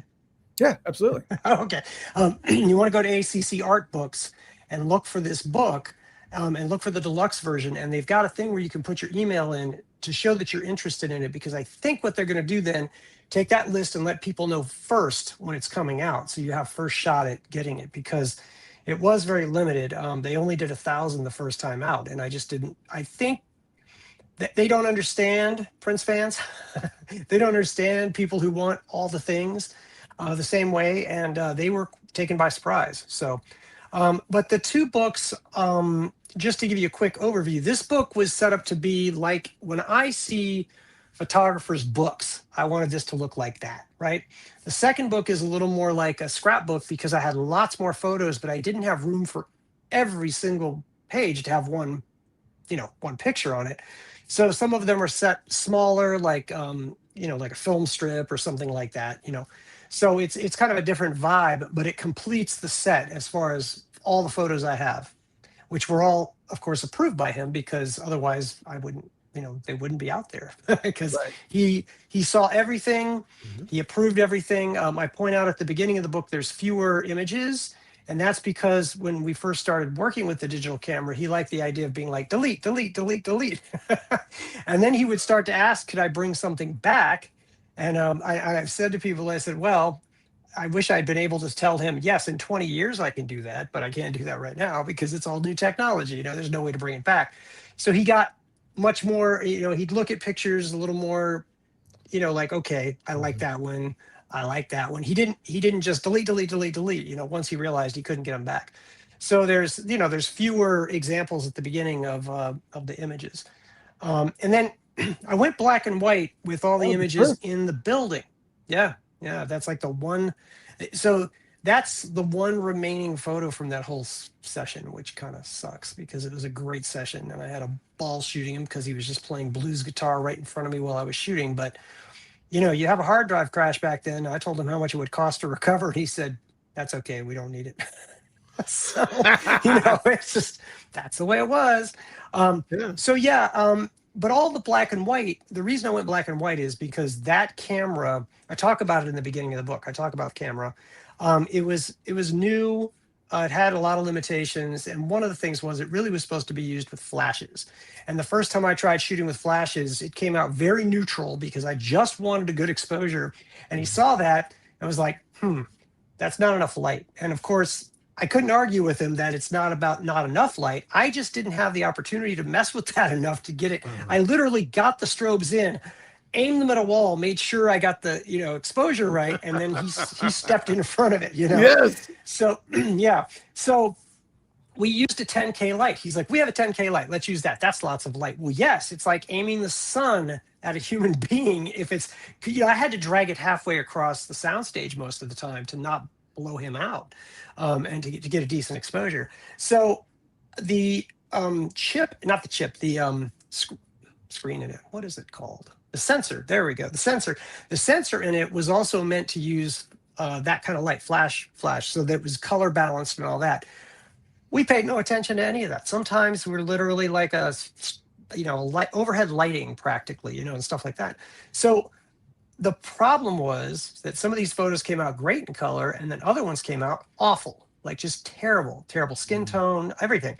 So I decided that I thought a lot of these would convert very nicely to black and white. And I feel like I was correct because I feel like they have a lot more presence in black and white because you're not looking at color looking okay, and then the outdoor photos had plenty of light because we're shooting outdoors. So that is all in color. And I worked very hard to get these to kind of look like a contemporary standard, because there were definite issues with like pixelization and stuff like that. And I cleaned all that stuff up. And in the color, I worked really hard to make sure that color looked clean and again, somewhat contemporary. By contemporary, I mean, like, honestly, I was shooting more for film look because I feel like that, especially given what information I had on these, that was a target I knew I could hit. And so that was what I wanted. And so that's kind of how I put it together.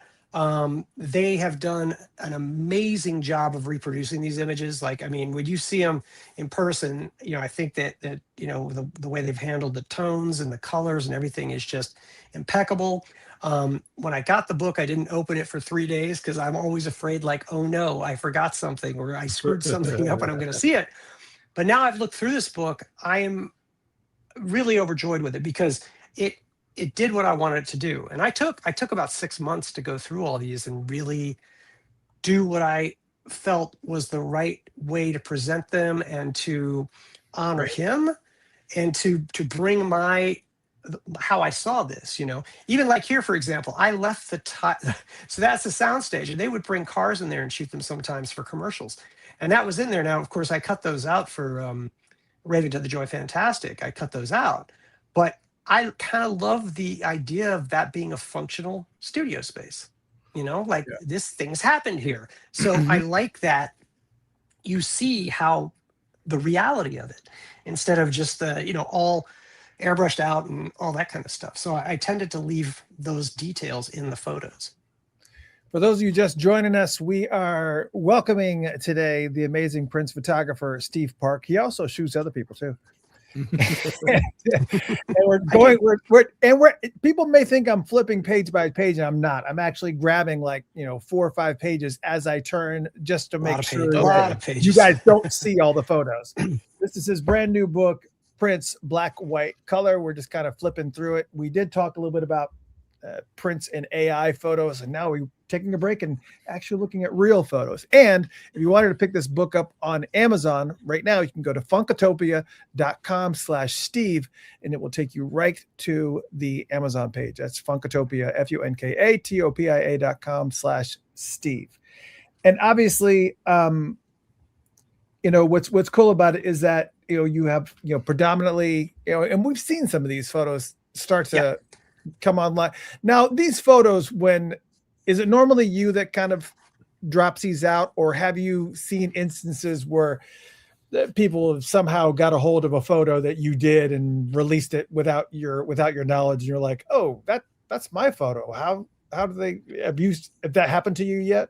No, I pretty much have, I had all that stuff, and I shared it here and little bits here and there and stuff, but I had a whole lot of stuff, mostly because this stuff spanned DVDs, CDs, hard drives. It was everywhere because we would offload stuff all over the place, and we burned stuff to a disk, and so it was, and also these things weren't always named. I cannot tell you how many folders I had that said today's photos. Oh, well, that was great in the moment. Yeah. It was not so great looking back on it. And yeah, so all of this was it was a huge undertaking to make sure I got everything. I even found some photos at the last minute that I was like, oh my God, how did I miss these? And also it was such a mess back then because we had, small hard drives on our computers. We had to offload stuff. We didn't have the time. I simply didn't have the time to catalog this stuff in any way, shape, or form. It's just put it on a disk somewhere. It exists there, and hopefully I find it again. Here's the thing, Steve, because I don't think people understand. He was the same way with all of us in that respect. You had the just barely enough time to do anything. You were not, you couldn't just, be languid and contemplative. You couldn't, there was no time for any of that. Wait a minute. Did you just use languid and contemplative? You couldn't just kind of just relax and go. There was no time to really, the objectivity was non-existent. You had to just go from your guts all the time with that dude. That's where, and if you didn't have that, you were useless to him. If you needed too much time to set up, if you needed too much time to figure it out, he was gone, man. So I appreciate the situation you're in, especially when it's one-on-one with him. I did a lot of recording with him where it was just me and him. And I know what that's like. It's a different experience than having an ensemble around. He's a different person. Kind of. But what I wanted to ask you though is, did you ever catch him, or did he ever catch himself posing a little too similar to a known image and have to correct? I do think I do remember him sometimes starting to do something. He just kind of stops himself and does something else. And he did let me have input. I could tell he would sometimes want to go a certain direction, and then he'd be done. He'd kind of have he'd be out of ideas. He knew what he wanted, but he'd be out of ideas. And then I could say, well, let's try turn this way a little bit, or try this, So there was some of that. That chair, by the way, that whole chair series that you just passed, that was 5 or 6 minutes. He got in that thing and just whirled around in it and had so much fun in it.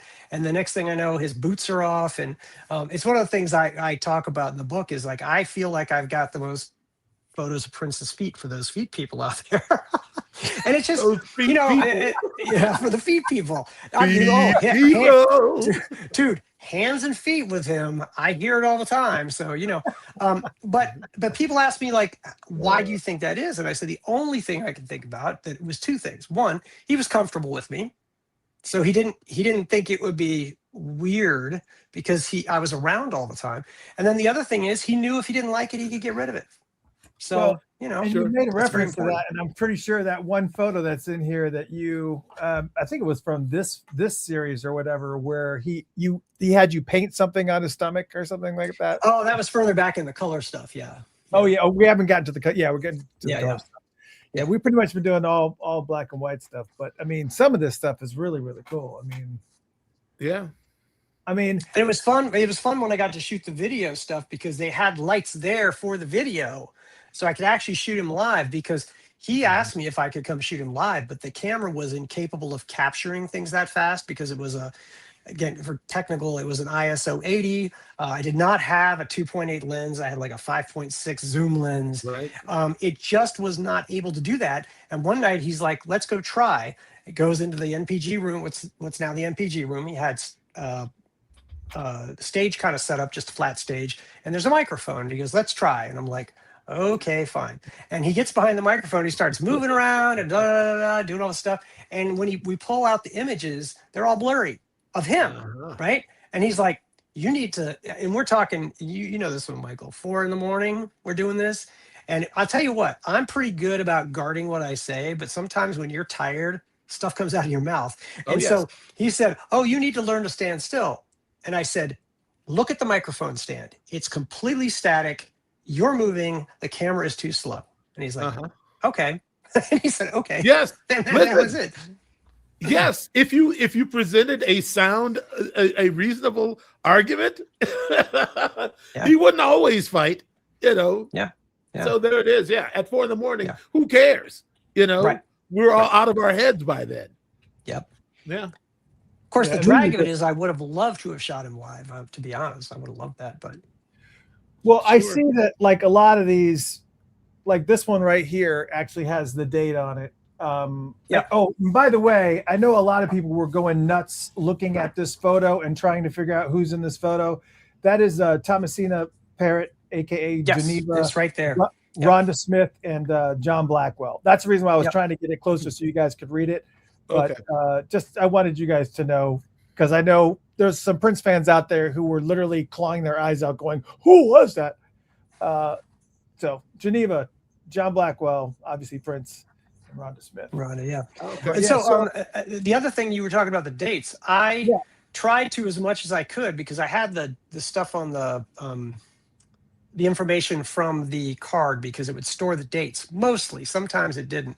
But where I had the information, I put exactly the date and the times of the shoots because I thought that's kind of cool. And I even put like, if it was Tuesday, I said it was Tuesday because I like the idea of like, this is what I was doing on Tuesday. This is what I was doing on Friday. This is cool, you know, because it's a real thing. Like, and I think people, you know, when you think of something that you're not engaged with, but you're looking at from a distance, you don't know what all goes into it. And there's a certain amount of removing yourself from it. You don't see it as really real, but it was really real for all of us. And so I think giving people a little bit of an insight by just saying like, hey, this is what happened on a Saturday between this time and this time is fun. At least I thought it would be fun. So that's why I put that on there like that. Sure. That's the other thing, man. I was going to mention the technological limitations versus where he was trying to go. I mean, we met the same problems that you did, only in terms of, you know, music equipment. I remember one day we were in rehearsal and Morris Hayes went looking for some samples for some song and they weren't there. They disappeared. And when he asked his tech to put the samples back in his sampler, they pushed something else out. Like we had reached the limit of how much you could store in this piece. It had like probably a couple hundred songs worth of information in it. And I watched Morris sit there and he's like, I'm going to have to ask Prince, can I remove some of these so we can continue to function? So I have room and I don't have random things just leaving, you know, the hard drive. Right. I watched him sit there because he knew Prince was going to be like, listen, I need all options available to me at all times. You're not going to limit the scope of my vision or what I'm doing just because your technology can't keep up. And I watched them have this conversation, and I watched Morris rubbing his head and just like he wanted to, it was like he wanted to snap off, but he knew it was going to be a momentous occasion if he really, told Prince what was on his mind. And I was watching like, is he going to do it? Morris got up from the organ bench and he was kind of pacing a little bit. He's like trying to explain this to Prince. Prince didn't give a, beat. Yeah. Like, no, and it's just like, okay, well, I don't remember what the solution was, but it was like, he would not accept any limitations. Right. Like he was always pushing. His thinking was so far ahead of what was actually happening most of the time. That's the thing. He was way over here, some of which was possible, some of which was not, and certainly not necessarily possible in the moment. Like it needed some time, So, by the way, I just saw somebody ask if I was in the water. I actually got asked to be in the water. He said, do you want to come in the water? And I've got a camera that costs a lot of money. I didn't pay for it, but still it's a lot of money. And if I dropped it in the water, that was it, right? Because I flew out to Spain with this camera. So I thought the smart thing to do was to hang out on the side and extend my arms out over the water, like this high over the water. After shooting for a while, I realized that was the dumbest idea, because that thing, that camera's like this big, because it's a regular camera mounted on a digital back, and it's heavy. And the lens is sticking out here. And my arms are now like, oh my God, I made a big mistake. But I can't say anything. I just got to keep shooting. Because you've made your choice. And if you go back on it, choice. Prince will talk about it all day and the next day. That's right. Yep. So I stuck with it. So that's funny. But I also didn't have any swimming gear. I packed pretty light, because I was only going to be there for 2 days. So. Yeah. So, these photos are just friggin' amazing. Again, funkatopia.com/Steve will take you right to the Amazon page to pick up a copy. I literally ended up getting it yesterday. And again, don't forget, if you really, really like what you're seeing, we're going to do a drawing for this book. We're going to do the drawing on July 28th. Join patreon.com/funkatopia, and you could win a copy of this and also this book as well. So, flip the next page, either right before that or right. That's it. You're right. That's it. That shot on the left. So talk about the physical limitations of that camera. So during the day we were shooting around the house, and all that stuff came out fine. We had daylight, right? So we went out to dinner, and then afterwards we came out.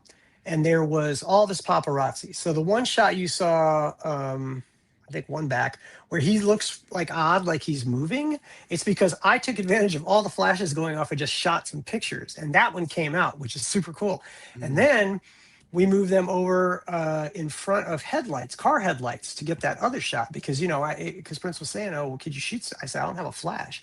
So then we went to a club. And he's like, shoot if you can. At least he kind of acknowledged that maybe it's not going to work. And for the most part, it did not. And it's very dark. So I'm like shooting. I look across like the club and I see that. And I'm just like, I'm going to at least try this. And I literally held the camera, took a deep breath, click, and breathe. And I thought, it's probably not going to come out, but I got that out of it. So that's one of those moments where, I always think to myself, like, try something, try things. That's what you've got to do, especially with photography. Why not? Especially now, especially when you've got your phone as your camera.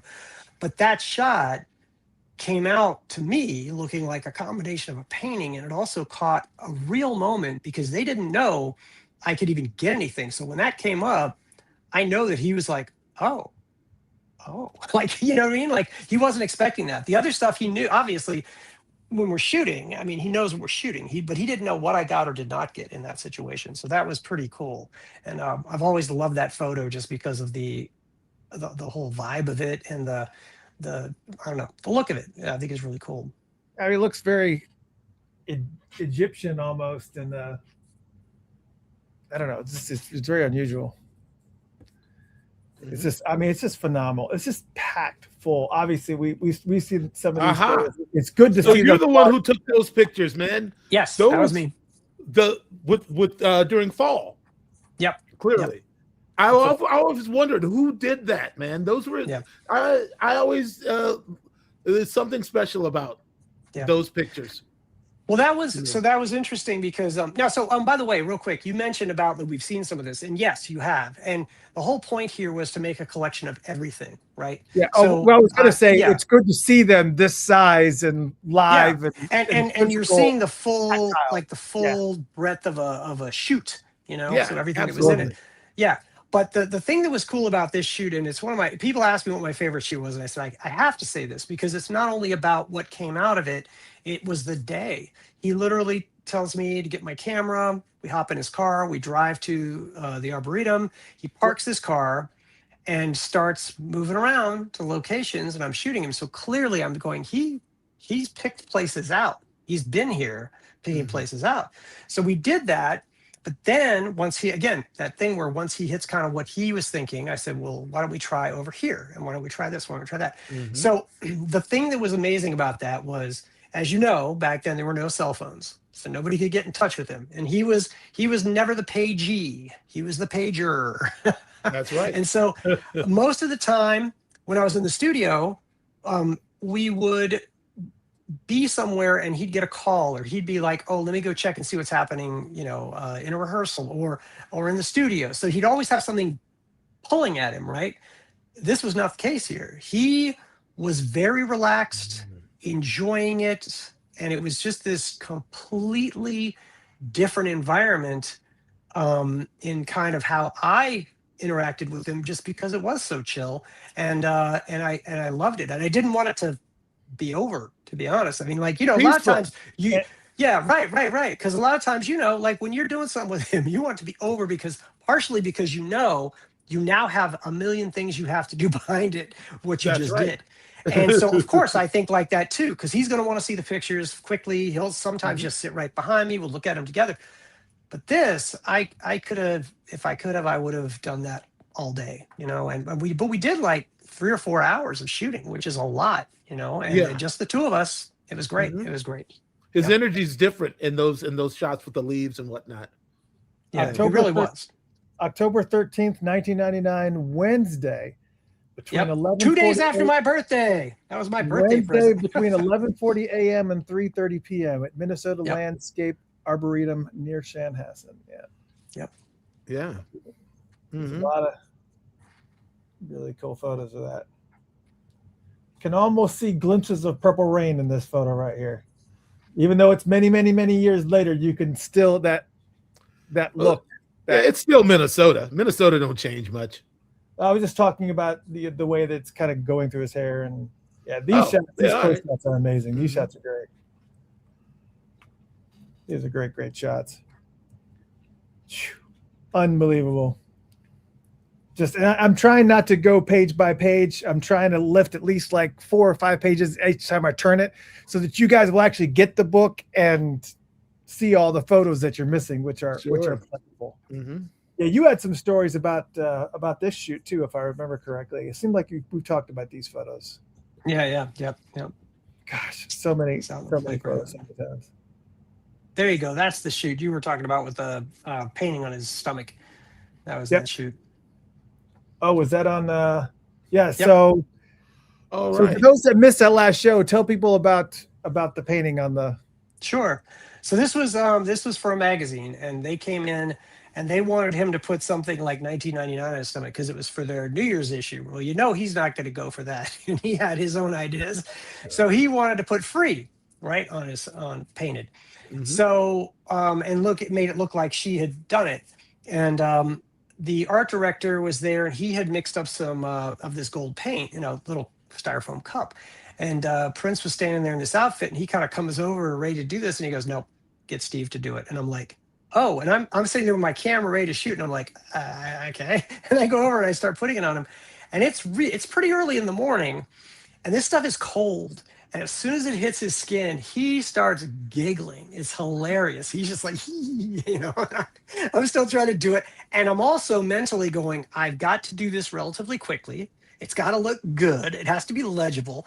And it's going to start running. So, and I need to get back over to the camera with my now gold finger and shoot, which I remember, I think I kind of did one of these a little bit. And then I just used this finger to make sure I didn't get that all over it. And that was it. But it was so funny to be suddenly called up like, oh no, Steve will do it. And I'm like, okay, cool. And again, later you think to yourself, okay, he trusted me. He trusted me. He just didn't want some random person, painting it on his stomach. So that was pretty cool. Well, a million women are definitely jealous for sure. So that's my last shot of him. Oh, and it wasn't meant to be a shot of him. That's the funny part. He was holding that painting because I was trying to shoot it against a wall, and it was the edges were doing this because it was sitting back. And Photoshop didn't have all those tools to make it totally square, and I knew it would need to be square on the CD or the album. So he said, well, why don't I just do this? And there's a chair right there that he's balancing it on. He's just holding it. And you'll see, this is in the sound stage. You can see right out there, the little wooden chair behind him, which I think is still right about there at Paisley.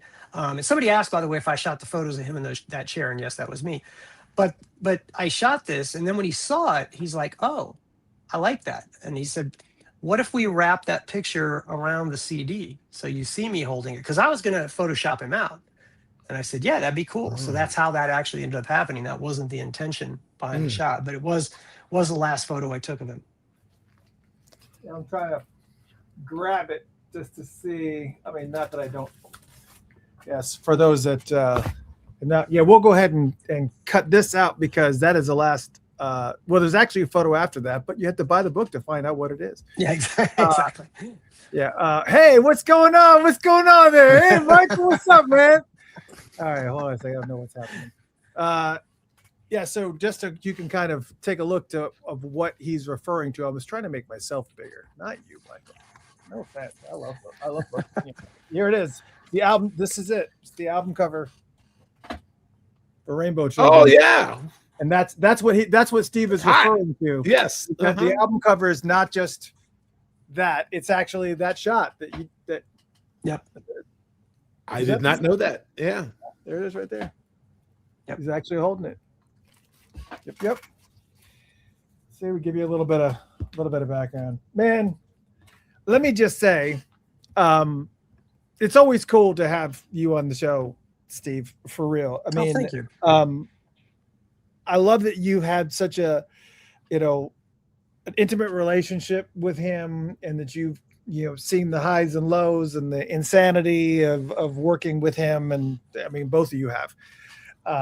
But it's really, really cool to actually be able to see a lot of your work and some of your, masterful photography.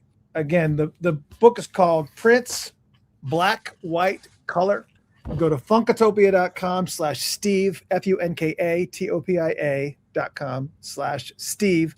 Take you right to Amazon to pick it up. And what is it that the book company is going to be re-releasing?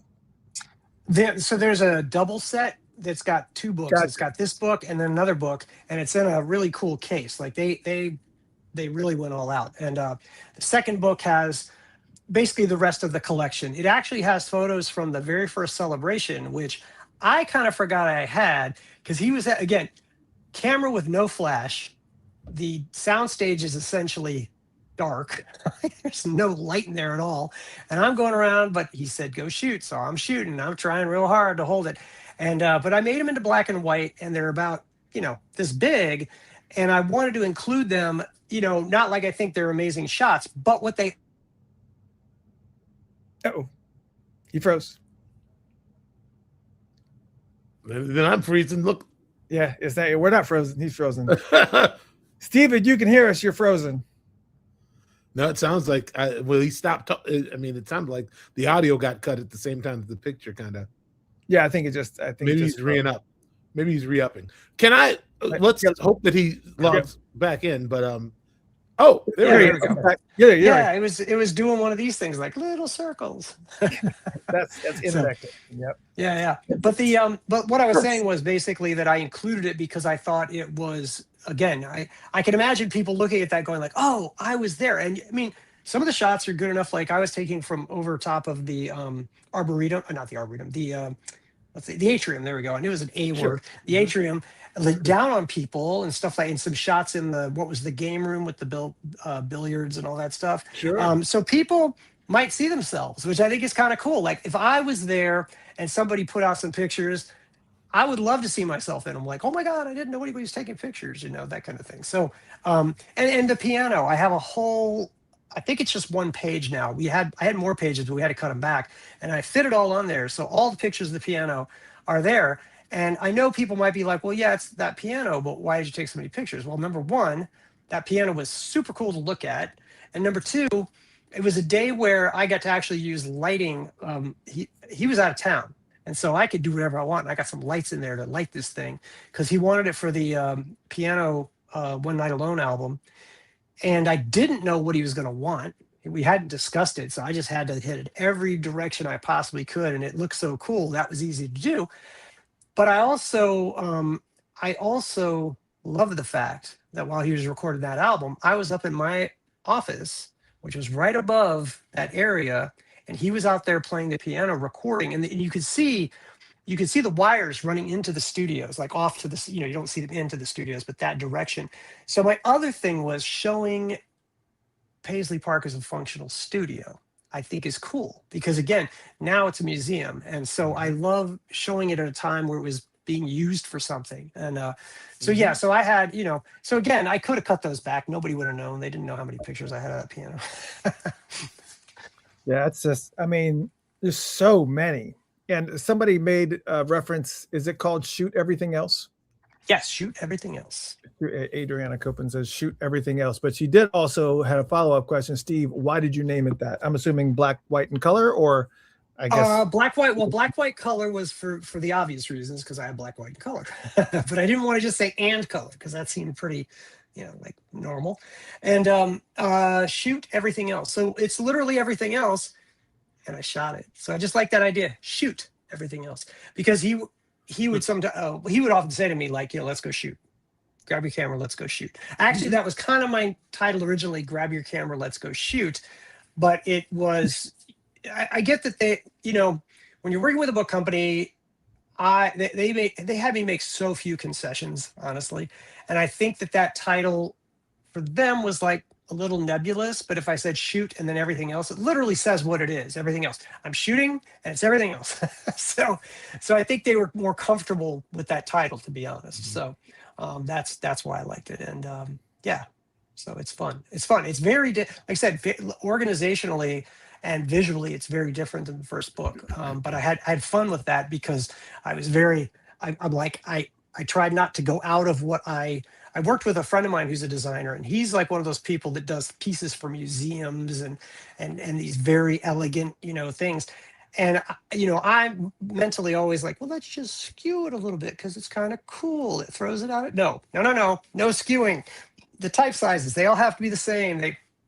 But that's what I wanted. And so having someone who did that could check me, you know, like, did you mean to do this? No. You know, but then the other one, I got to throw around stuff like kind of like, this will be fun. And I did all that. And then, of course, he came behind me and did some cleanup on it. He was like, well, you did a pretty good job on this. I said, yeah, but I know you got things you want to do. And he says, I do. I noticed these pictures are this close together and these are this far apart. You need to get them all the same. So he's got that technical brain and he's right really, on, man. You know, great guy to work with. So, yeah. Mm-hmm.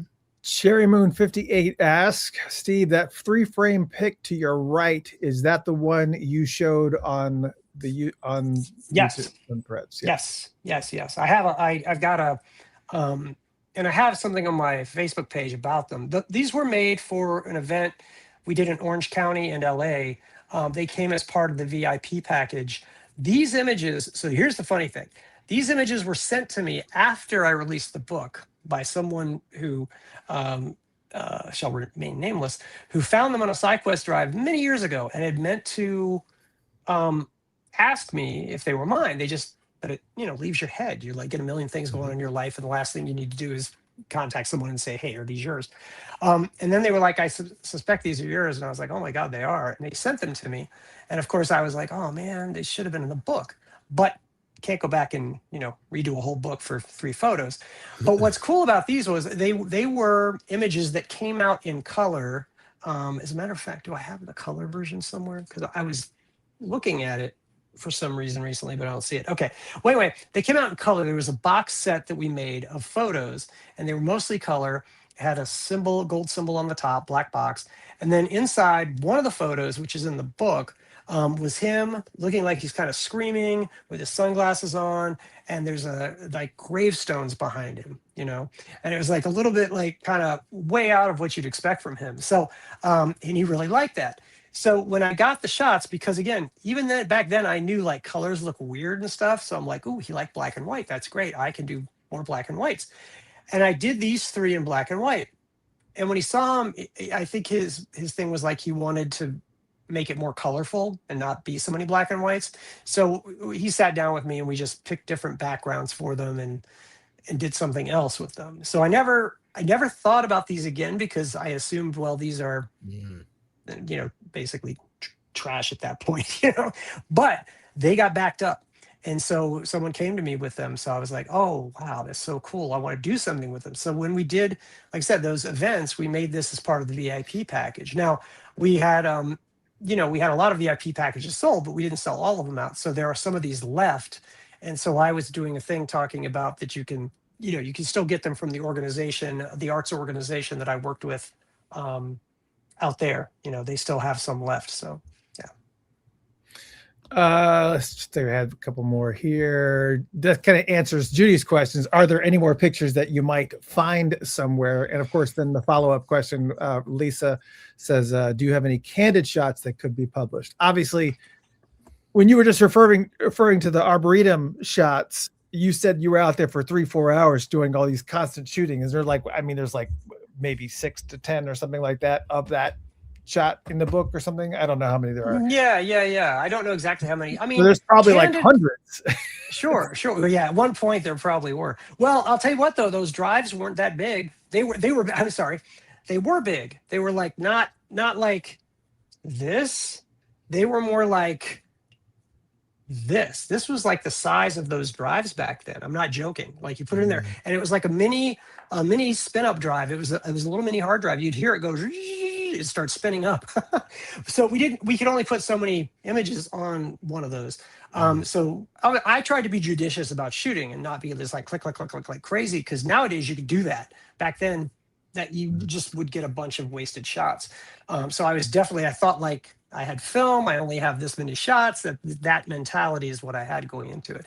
But as far as the candid shots, candid is relative, right? I'm shooting photos with him. He knows I'm shooting photos with him. So the one with him and Maite would be candid from the standpoint that they didn't know I was shooting, right? I mean, he knew about it later, of course. Another candid shot that I kind of was like, oh, right, he kept that, is with the shots of him in that chair. There's one where I think his earring got caught in his hair or something happened and he was fixing it. And he was just leaning all the way over with his eyes looking off this way, fixing it. And I just shot a picture of it. Now I thought for sure he'd get rid of it. He liked it. So that's a candid shot simply because he was unaware at that moment I would have been shooting. And it was not him posing or doing anything intentional. It's just something he was doing to fix something, Yeah, so, I think those photos are the best. Those are the ones that always attract my eyes initially, is just those kind of natural, this is life types of shots. Yeah. That's what's compelling about that. That's what's compelling about that outdoor shoot during fall in Minnesota. It's there's nothing to hide behind. It's happening in the natural, and it humanizes him, because a lot of as far as a photogenic person goes, it always looks like there's sorcery going on with Prince almost, There's always some other kind of energy coming through. That shoot's different because it's natural. And well, I think in a way less contrived, I think, because. Yeah. Well, he had, we all know, like even back when I first started listening to him as a kid, first time I saw him, I'm like, oh, he's definitely aware of how he looks and what he wants to project. And then, of course, when Purple Rain came around, you're like, oh, yeah, that was like the height of, at that point in time, that was the height of him finding that look and that feel. Right, So he was right. well aware. So it's tough because, you know, you could make the point that when he wears something like not fancy, is he trying to be normal or is he actually just being normal? Because I would say this around, you know, well, I don't know which part of the 90s it would be, 97, 98, 99, I guess in there. I noticed at a point, I felt like he had found a place where he was not as over the top all the time, meaning more in a self-aware way, like, you know, like okay, a lot of times I think you back me up on this, Michael, that sometimes you would see him come in and you'd be like, oh, he's being Prince today, and some days he's being the boss, and sometimes he's being a guy you can talk to, right? So Yes. he definitely had those. It depended on what was going on, you know, in the building, what things he was working on, where he came in.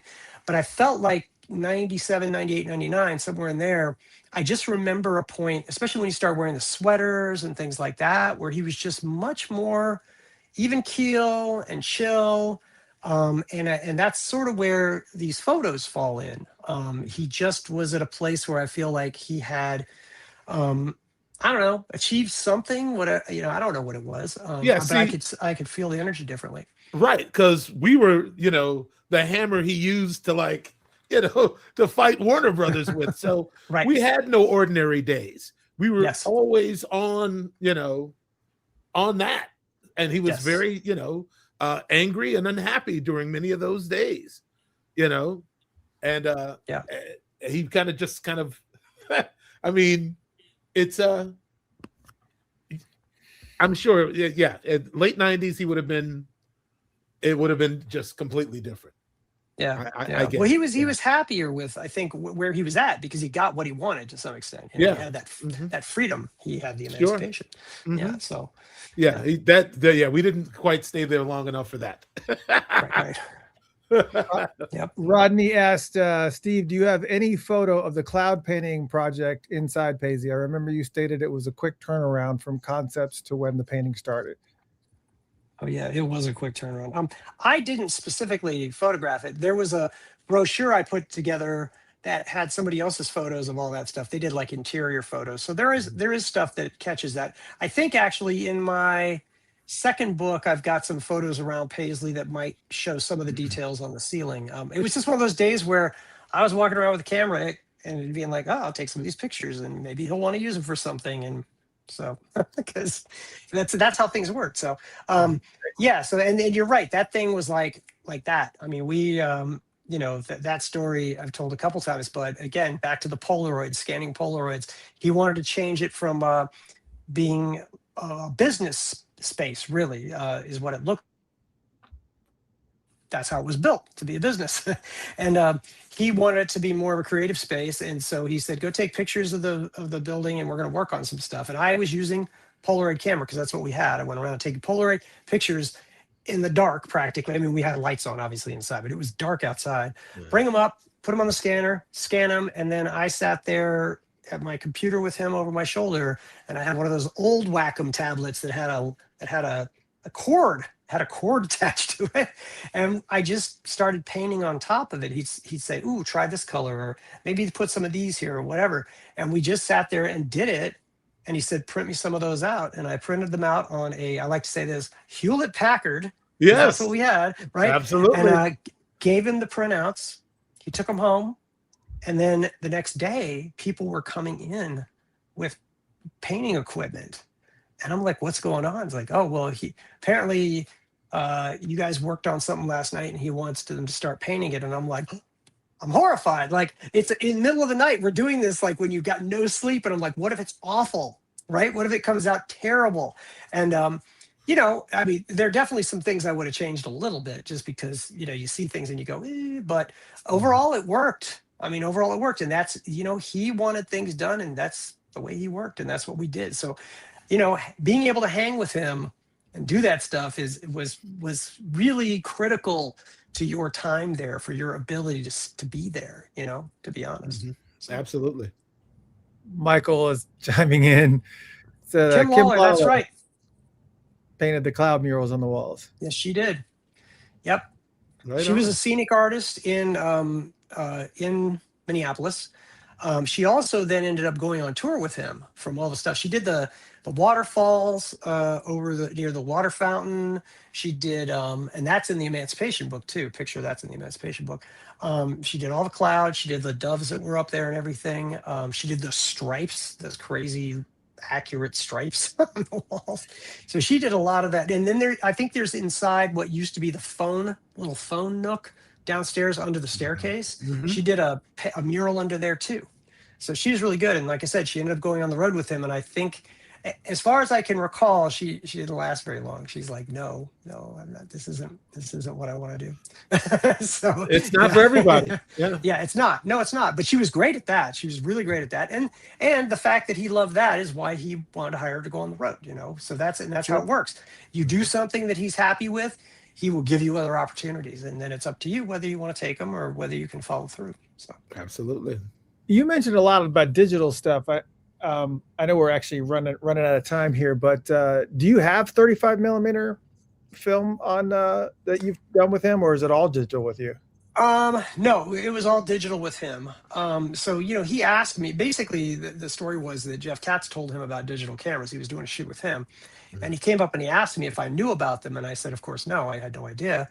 And he said, have you ever shot any photos? And I said, yes. And he goes, okay, let's get a digital camera. He did not ask to see any of my stuff. He did none of that. He just But said, at that get a time, they camera. were like lower resolution when they first came out. What was? Well, this was a $40,000 camera, so it was lower resolution by today's standards, but it wasn't bad. Level, yeah. Yeah, it was still a pro, I think they called it a prosumer, but it was still kind of pro. It was meant to. I later found out it was meant to do like shots of things to put in catalogs, and you'd set down your food products and shoot them in a white background, and then put them in a catalog and all that kind of stuff. So that was sort of what it was geared towards. The funny thing is that I did not even remember. All I could think was, yes, I've shot photos, but I didn't even remember that I had shot Prince and the Revolution at the Capitol Center in Largo, Maryland. Back when he came through, I was 20, I can't remember what I was, but in my early 20s.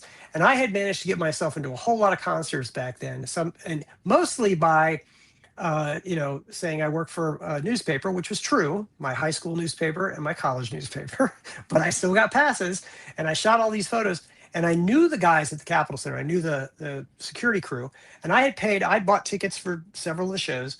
And then one night I was coming in, and I parked in the back where you usually come in because I wanted to say hi to security guys, right? And so I'm talking to them a little bit because I knew them really well, because I didn't treat them like dirt like a lot of the people that shot for the bigwig magazines, because they were always like, "Where's my pass?" It's like, you're gonna get your pass when you get your pass. And so I was really friendly with them. And the guy looks at me and he goes, "Oh, are you shooting the show?" I said, "No." He goes, "Why not?" I said, "Well, I mean, it's Purple Rain tour. I mean, the Washington Post probably be here, and things like that." He goes, "Did you bring your camera?" I said, "Yeah, it's in my car." He goes, "Go get it." And he took me through the back, and he told every security guy along the way up to my seat, "This guy's cool." And he goes, "Did you hear what I said?" I said, "Yes, you said this guy's cool." He says, "So be cool." He said, "If you're taking pictures, don't leave your lens hanging out. Like, they'll see you, they'll take your film, don't do that." I was like, "All right." So I did. I literally was like this. And I had seen the show a couple times, so I kind of knew where I wanted to shoot. And I'd just be like, click, and then pull it right back down. And so I shot a bunch of stuff. Now, I remember back then being very disappointed in what I got, because no, I was not in the pit like I had done before. I was further away. My camera was not the best, all that stuff. And also, I realized that I knew the shots I wanted to get and that I didn't get those shots, right? So I just assumed everything was trash. Well, I had all that stuff. And just recently, I started looking through all the stuff I shot back in the 80s, including those. And I'm like, oh, I actually have some pretty cool shots here. And that's true of some of the other bands I shot too. So that's actually a book I'm going to be proposing soon, talking about being a teenager and 20-something who managed to get into these shows, and kind of, it's I just to have the guts to be like, "Oh, I'm gonna do this." I asked my mom. I said, how did you let me do that?" She goes, I don't know. And she goes, I just assumed everything was okay. And I'm like, yeah, I mean, it wasn't like, going doing drugs on the corner or anything, but it was certainly like, I was all over the place. I've got pictures of the Barkays at a backyard barbecue at somebody's All right. house. I was on the road with Lisa and Cult Jam in full force during their like travel through DC, hanging out with them. Wow. So, I mean, yeah, I just got like access to a lot of cool stuff. Also, I worked for Warner Electro Atlantic. I was the guy that went and inventoried all the records at Tower Records. But they would be like, do you want to go see this show? Do you want to do this thing? And then they knew I had a camera, so they would give me the opportunities. So even back then, I was saying yes to opportunities that were presented to me and just going for it, whether I thought I could pull it off or not. So, I think that's where it is. the way to That's do where it. success is. It's outside your comfort zone. That's Yep. exactly where success is at. Don't be afraid. Right. Let No, me just say, absolutely. this last collection is amazing. I mean, it truly is. If you guys do not have a copy, please make sure that you go to funkatopia.com/Steve and pick up this book right here, this brand new book, Prince Black, White, Color, funkatopia.com/Steve, or you can also visit the book publisher. They got a double collection that's going to be coming out too. Make sure you pick it up. And of course, as I mentioned, this book and this book we'll be doing a drawing for on July 28th. That's 2 Tuesdays from right now. If you become a member of patreon.com/Funkatopia, patreon.com/Funkatopia, if you're a member of Patreon, you get your name as an entry, and it's going to be get a chance to do this. Steve, it is always an honor to have you in the mix, dude, for real. And I love hearing your stories too. We really get you back on and tell us some of these stories, but I would love to hear some Lisa stories. I don't think I've heard any of those. Any you got? Yeah, I want to hear those too. Oh, She was great. I mean, honestly, she was super nice. It was funny. We would sit next to each other on the bus and just be chatting. The good thing is I come off as not that person who's going to be a dick to you. So I think that helps. Listen, this is no joke. The other day this came up. I'm going to tell you this story real quick. First time I met Sheila E., Levi orchestrated that because he was in her band. And he said, do you want to meet Sheila? We were at a show. She was opening for Lionel Richie. And I said, yeah. And he goes, well, can you come down to like a hotel in DuPont Circle or something the next morning? We leave at this time. If you're in the lobby, I'll introduce you to her. I said, all right, fine. So I drove down there and I met her and we sat there and chatted for as long as we could. And we talked about the fact that I was working at a silkscreen company at the time. She's like, oh, I used to do that. That was really fun. We just sat there and chatted. And at one point she looks me square in the eye and says, you know what I like about you? I said, what's that? She goes, you looked in my eyes the entire time we talked. And I said, oh, what is that? I didn't get it. And she goes, most men do this. And I'm like, oh. I said, so it's just funny. Like, that's never been me. I've just never been that guy. And so it is funny when you get those cues from people, you're like, oh, okay, this is why, because I didn't think anything about it. I just hang out with people. I like people. I could be conversational pretty much with anybody. And I never try to be a jerk to anybody. So I never thought about that purposely, like working that angle. But in that moment, I was like, I never even would have thought to be sitting there like eyeballing you. That's really rude. Yeah, men are pigs. You didn't know that? Men are pigs. Oh, I know that. All the time. I know that. Yeah. I've had a little living since then. So yes, I'm aware. All right. Ladies and gentlemen, please give a big round of applause and a thank you so much for joining us. The one, the only, Steve Parke up there, man. Thank you guys. It's always a pleasure. And it's great chatting with you too, Michael. I didn't get to do that, man. I don't think last time. Yeah. All right. Everybody head to funkatopia.com/Steve and get that book. Or go to patreon.com/Funkatopia and become a member, and maybe you can win this thing too. That'd be awesome. Get that book. Get that book. Ladies and gentlemen, the one, the only, Steve Parke. Yeah, man. Steve. Thanks, brother. Thanks, appreciate guys. it. Thank you so much. Really appreciate it. Thank you. Thank you, man. And that was Steve. And obviously, if you missed any part of the show, you can go to you can go to a variety of different places. Tomorrow, you'll hear it on Spotify, iHeartRadio, Apple Music. That was a weird way I said that. Also, when this is over, you'll see it at youtube.com/Funkatopia on the live tab. And, you know, a lot of times things just start happening with technical issues and whatnot and all that. And Sure. That's a reasonable live show, man. We are off next week. But as I said before, make sure that you, I'm trying to make sure I star all these conversations because I know you guys like your shout outs at the end. But we are off next week, but we'll be back July 28th to do a drawing for that amazing book, the Steve Parke Prince, Black, White, Color, and the Emancipation Words, Music, and this one too. And as I said, this one as well. We'll be doing a drawing, and so a winner will get both of these friggin' books, both of them. And patreon.com/Funkatopia. And also on the 28th, not only are we doing the drawing, the album chat for Welcome to America.